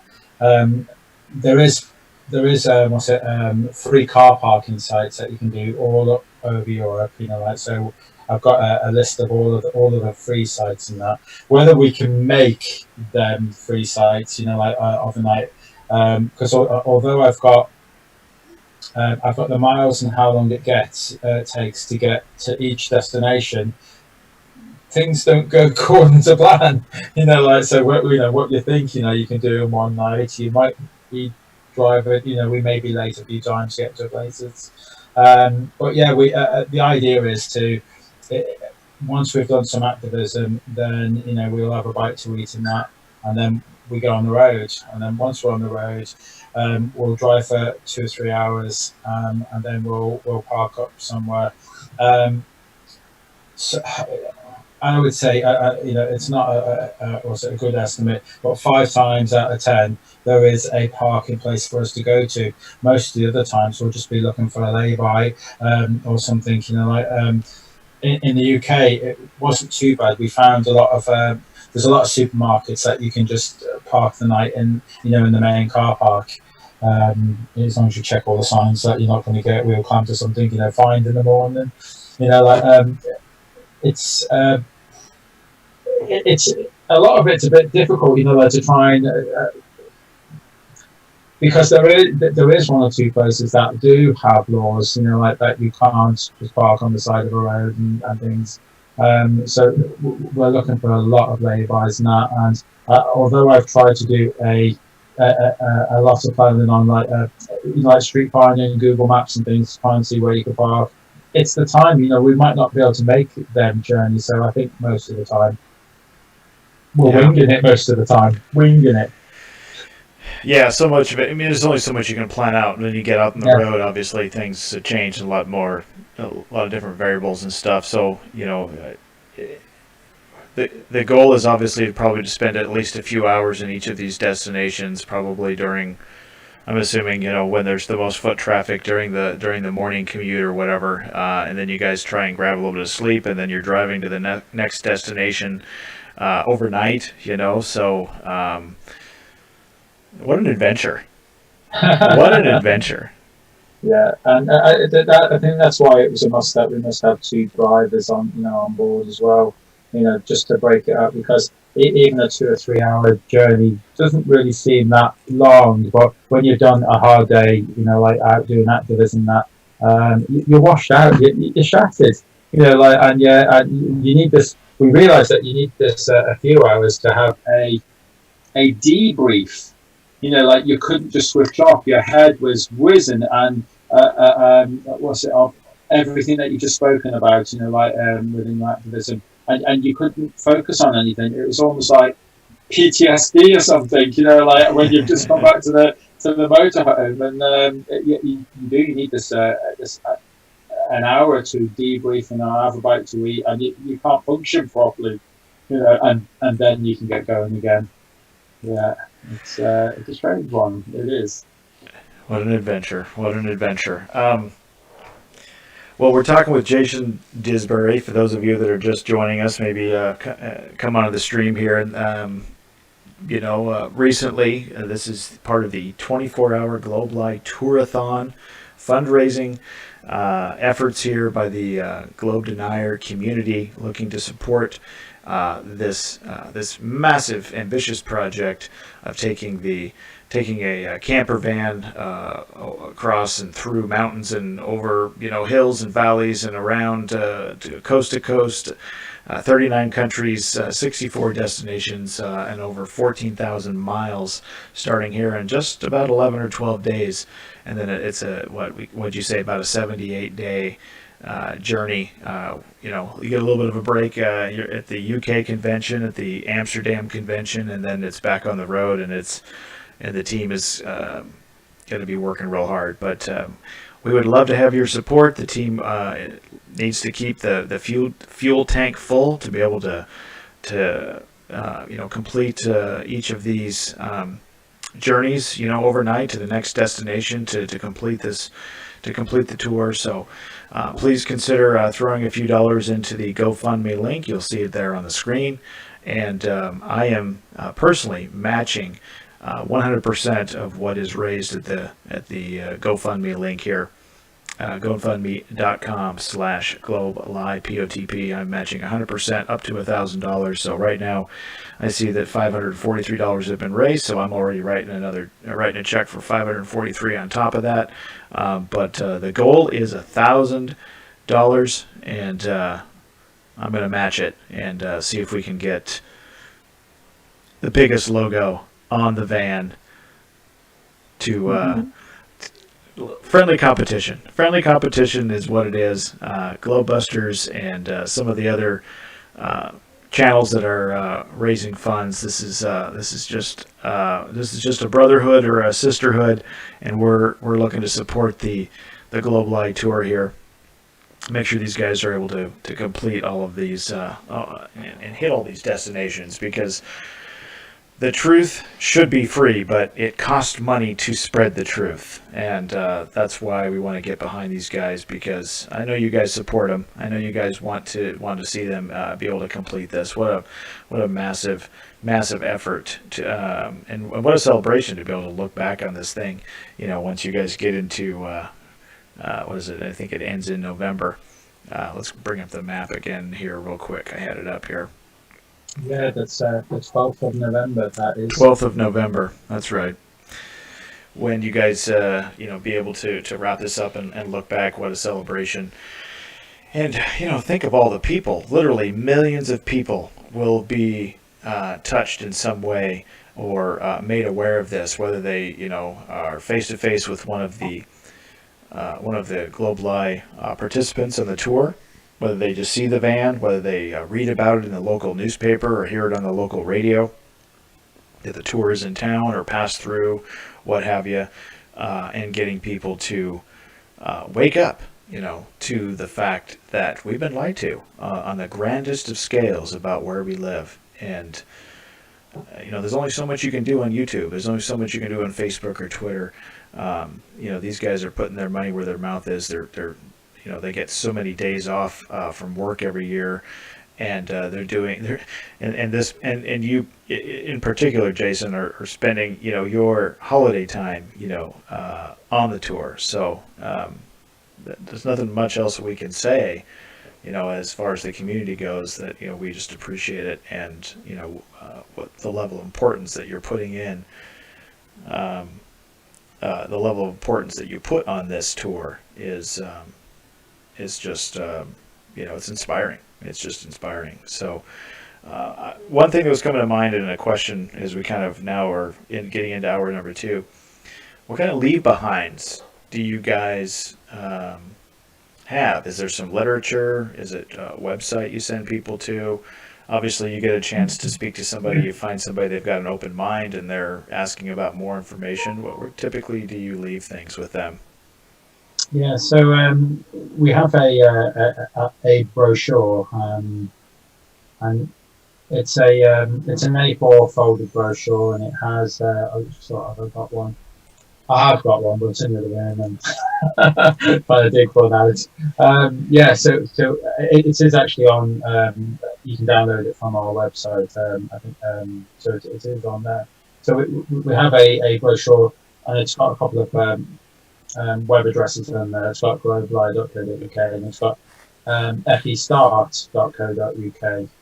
And the reason being is that the FE Start is basically it's just a signpost. It's just a few links and of a few channels and a few a few channels, and a few important videos. Like Antarctica, we're closed. Or Admiral Byrd's, like talking. Great video. So yeah, it's just got a few musts in there. I don't even know. Are you on there? You may be in there. I don't know. I'll have to have a look. Bump up. What's it? festars.co.uk. You might be able to see whether or not you're on there. I can't think. How do you spell it again? I'm going to feel really bad if you're not. I think you are, but I don't know. Start? Yeah, start. festars.co.uk. That's why. I put stars. Wandering stars. There we go. Flat Earth start page. Cool. I guess I wasn't aware of this. Oh, here's my looks like here's some faking space. Cool.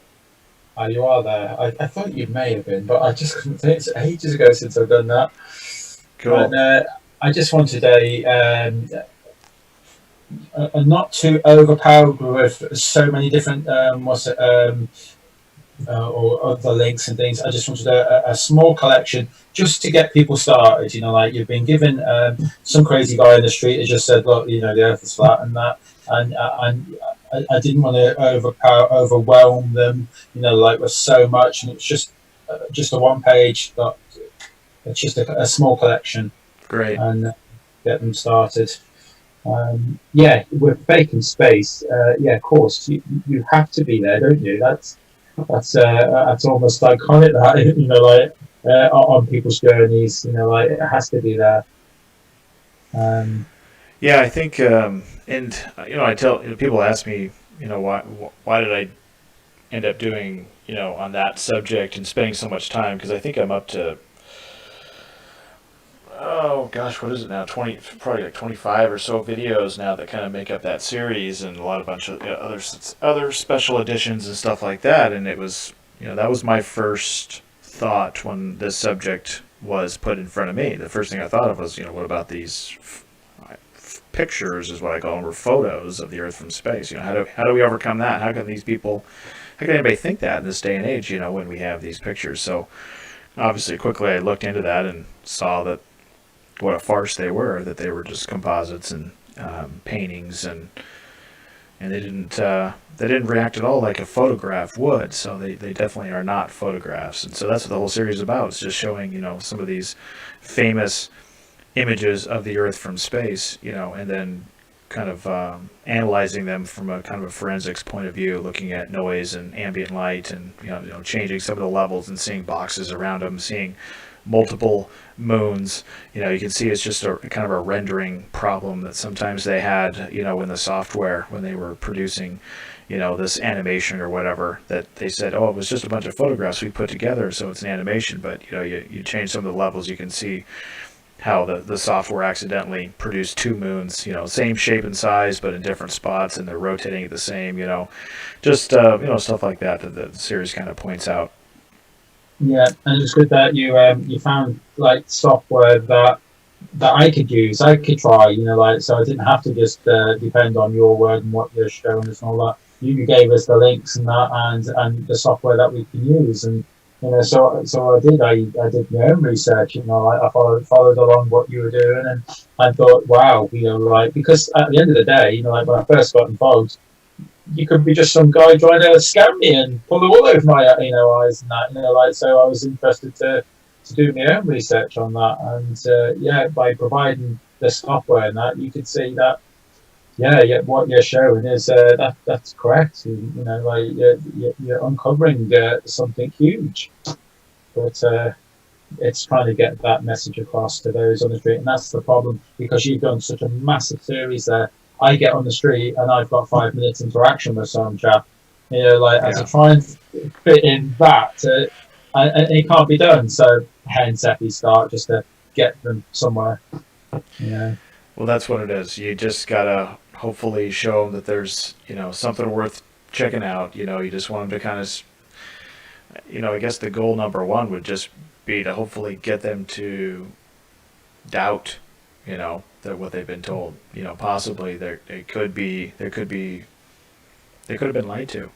You know, just the fact, getting them to maybe admit that the globe Earth is a belief, not something that you know, but it's a belief system that you have. You know, and you're taking other people's word for it, and that sort of thing. So if they would at least come to that maybe understanding or agree with you that, okay, yeah, it's a belief, you say, well, let's challenge your beliefs then and show you some alternatives, show you some other explanations, show you, you know, when we test some of these claims, test some of these beliefs in the real world, here's what some of the results are.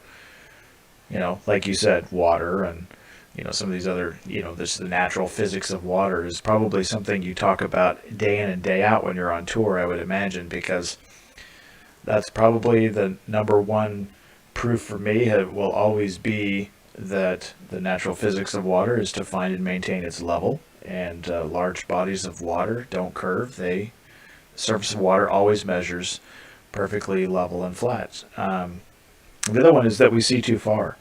And I know that's probably a big part of what you guys talk about when you do have those 5 minutes or whatever. And you know, I'm curious, you know, I'm assuming water and seeing things certain distances and applying math, you know, if the globe is the size that we're told it is, 24,901 miles, then it should be hidden. You know, there should be, you know, so much that's hidden. We shouldn't, you know, geometric height, whatever. And what else do you talk about in those 5 minutes? You know, if you got somebody that seems to be open-minded and they're asking questions, you probably hit on, you know, 3 or 4 or 5 things, or at least try to. What are those besides water and seeing too far? Yeah, well, seeing too far is my biggest number one. I like also talking about the gyroscope, you know, in the aeroplane, and that, you know, like the fact that planes, you know, are not dipping their nose every how many miles and that. So I like talking about that. Talk about that. Or what's his name? Walter Lewin. You know, like, and he says that, you know, gravity does not affect gyroscopes. You know, like, that's what he says. That's one of the, you know, wherever they think gravity is, but that's what he says. And if that's the case, then, you know, well, why aren't planes like different than us? I like talking about that. I think it's a huge proof, a massive proof. I also like the idea of what's it? Is it millimeter? Is it millimeter? You know, like that. Oh God, because I've only just come. I've known about this. You know, like, sorry, the towers. What's it there? Oh my God, I'm actually into computers, and I just can't get the words out. You know, like, I'm into computers and that. What's it? Microwave. What's it? When's the last time you slept, Jason? Oh, I think that's what it is. Microwave. What's it? Networking. You know, like, and their line of sight. Well, that makes massive sense, because I remember years ago, was it trying to be outside? Was it a line or satellite dishes? You're not pointing up. You're pointing kind of like straight out. And you have to, I don't know if you've ever tried to manually align a satellite dish, and like, you've got to do it a little bit and then slightly up and to the left, to the right. They're so accurate, you know, like you can't, it's almost like a hair line, movement, you know, like, to get it in the right place. And well, the Earth is, if we do live on a ball, you know, like, and these microwave towers and all that, and network dishes have to be line of sight perfectly aligned, you know, like, and some of them go for a few hundred miles and that, you know, like, so this is nonsense, you know, like, they couldn't possibly work, you know, like, they'd have to be, firing these, these beams right through the Earth, and obviously that's not happening. So this is my next biggest subject that I'll be talking about, you know, like, I think what you end up talking about is what you're excited that you just learned something new, you know, like how to talk about something, and that's what you. But on the same token, I'm not really there, and I keep reminding myself, I'm not there to prove to them that Earth is flat. I know that's not going to happen, because, you know, I'd have to be delusional to think I could convince someone in 5 or 10 minutes, you know, like, so. Exactly. So I've given up on that prospect literally before I've even met the person. It doesn't matter. I'm trying to get him to either that website or my brochure, or get him to look further. So, and I keep reminding other people, like whether I say something that others don't agree with, it's irrelevant. I'm trying to purely just bring people to the table, and then they can do their own research. I'm not there to reprogram anybody. I'm just bringing them to the table. Takes a lot of the pressure off. I mean, how many people are you going to talk to over the course of 70 some odd days? And if you're going to try and take it upon yourself to convince the thousands of people that you're going to come into contact with at some level that the Earth is flat, that's just never going to happen. And nobody listening to this, and you and I, it wasn't somebody that convinced us of that. It was something, a conclusion that we came to at some level, more about probably the fact that we don't live on a spinning ball flying through space, but that's something that we have to come to in our own minds, in our own time, based on our critical thinking and analysis of the evidence of other people's perspectives, other experiments that have been done, spending time thinking about how microwaves work, how lasers work, how the natural physics of water, thinking about the second law of thermodynamics, these things, and examining them and thinking critically about how they work in our world, and then comparing that to what we've been told. And that's where we would, start coming to these conclusions that they don't reconcile, and there's something else potentially going on there. That's not something that you're going to do in 5 minutes. That's something that they might do over the next 5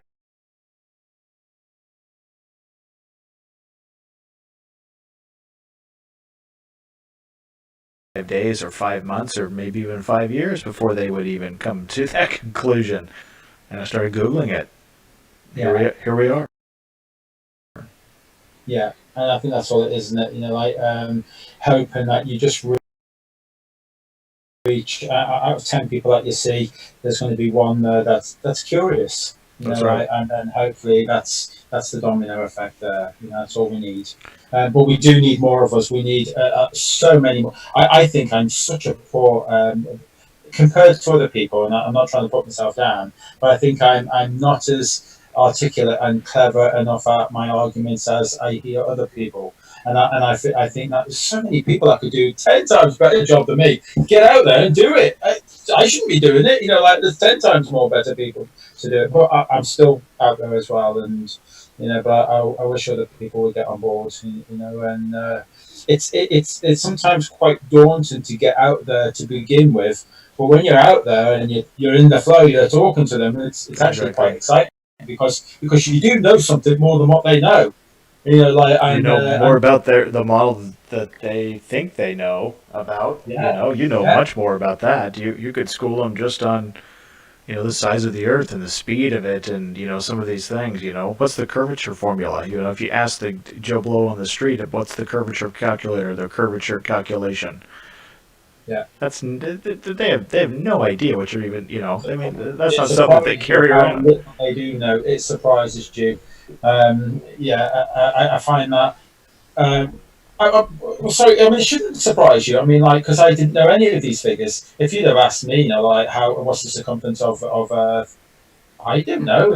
I wouldn't have known stuff like that. I wouldn't have known what is how much water is the percentage of water for Earth. I mean, I wouldn't know it was in the 70%. I would have said about 40%. I would have thought that it was more land. So I think I would have got that wrong. We don't realise how little we do know, and I think that is this our schooling? Are we purposefully not being taught stuff so that we don't ask questions? Well, I think the system is very cleverly designed to get us to recognize authority, and if somebody has managed to get themselves, and it's our fault for letting them appear as an authority on a certain subject. When they say it, we just assume that it's true, and it's a slippery slope. It doesn't, again, not something that happened overnight. It happened over time, but that's the problem. We as a population for many years, decades, maybe longer, depending on your persuasion. This is we just believe it. Yeah. We don't have, it comes down to the why question for a lot of people. Why would they deceive us about this? Why would they want to hide some of, what we live on or where we live? When you get into that, that's a whole other show. Once you start diving into that, and I love it when I'm talking with somebody and they say, what about this or that or whatever, and you handle it, because we've handled the same things over, ships over the horizon, or whatever. They immediately jump to that. Well, yeah, but why? And I say, well, you know what? I really appreciate you asking that question, because you then are basically admitting that there could be something. If you're entertaining the why, then you're doubting what you believe in. If you get to that point, if you're like, okay, yeah, but why? Because that's usually what happens. They come up with 2 or 3 things, and you handle it. You give another explanation or explain some physics or whatever, and then they go, yeah, but why would they do that? And that's where they go, because they feel like they can't entertain that unless they understand the whole thing. And again, that's like a police detective stepping over a dead body and going to do something else because he doesn't have a motive. Well, no, you got to look at the facts. You got to identify what's going on and think through it, and the motive will come once you do the work. And you'll start coming to conclusions about that. Real quick, just wanted to make sure that you see that Gary's trying to get a hold of you and wants to make sure that before you get any sleep that you talk to him. Yeah, I've just seen that. Okay. I'm very frustrated on that why. I'm frustrated because it doesn't matter what answer I give, it will never be good enough. It's just not good enough. I mean, so I almost think it's, oh God, when they come out with that why, you're wasting my time now, because whatever I'm going to say, you're not going to believe, or, it's just not good enough for you. Yeah. So I feel like, in those cases, I've said, look, there's probably 1,000 different reasons as to why, and that's something that if you, that's something, those are conclusions you're going to have to draw if you even get to that point. But you've got to get in there and look at the facts first. You got to look at the facts first. I try and steer away from the question, because you're exactly right. You could say, oh, they're hiding this, or hiding God, hiding more land, whatever. That means you're blowing their mind already with just the fact that you are somebody that's questioning the globe. So they're already kind of maybe having somewhat of an out of body experience, okay? And then you start coming in and start talking about motive too much, So I've always steer away from it and try to get back to it's just some of the facts, just some of the natural science about the world, water, seeing too far, and people in chat were bringing up some of the other good ones, parallax, of the stars, some Morley Aries failure, gyros, rainbows. For a long time. I used to use that quite a lot in my early days of start, and parallax is a massive flat Earth truth, that were stationary. And the constellations, shout out to Musicians for Truth in chat. That's a great one, and that's one that I often forget, and when I do think of it in the moment, it's usually very effective, because I will just simply ask, how can year after year the constellations just reset to where they were exactly the year before? If we're spinning at 1,000 miles an hour, we're orbiting the sun at 66,000 miles an hour, we're chasing the sun through the galaxy at 450,000 miles an hour, whatever. Yet year after year, those constellations are in the same exact spot. They basically just reset year after year after year. How can that be? Yeah, that's right. And I talk about the pyramids of Giza and Orion's belt. We talk about the North Star at Polaris and that. Absolutely. And as I say, they seem to reset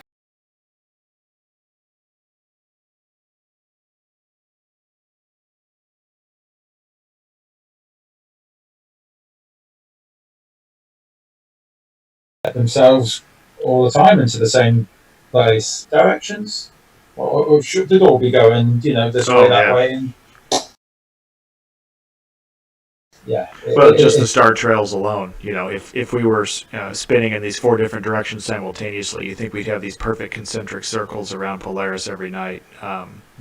You know, then you've just been successfully indoctrinated if you were going to continue to defend the globe model once you really sit down and look at it, what it should look like to us, what we should experience, what we should observe. If what they tell us is true. We had another super chat come in from Maddie Boom Baladi 369. Thank you very much. Siempre drito avanti. Godspeed and good luck.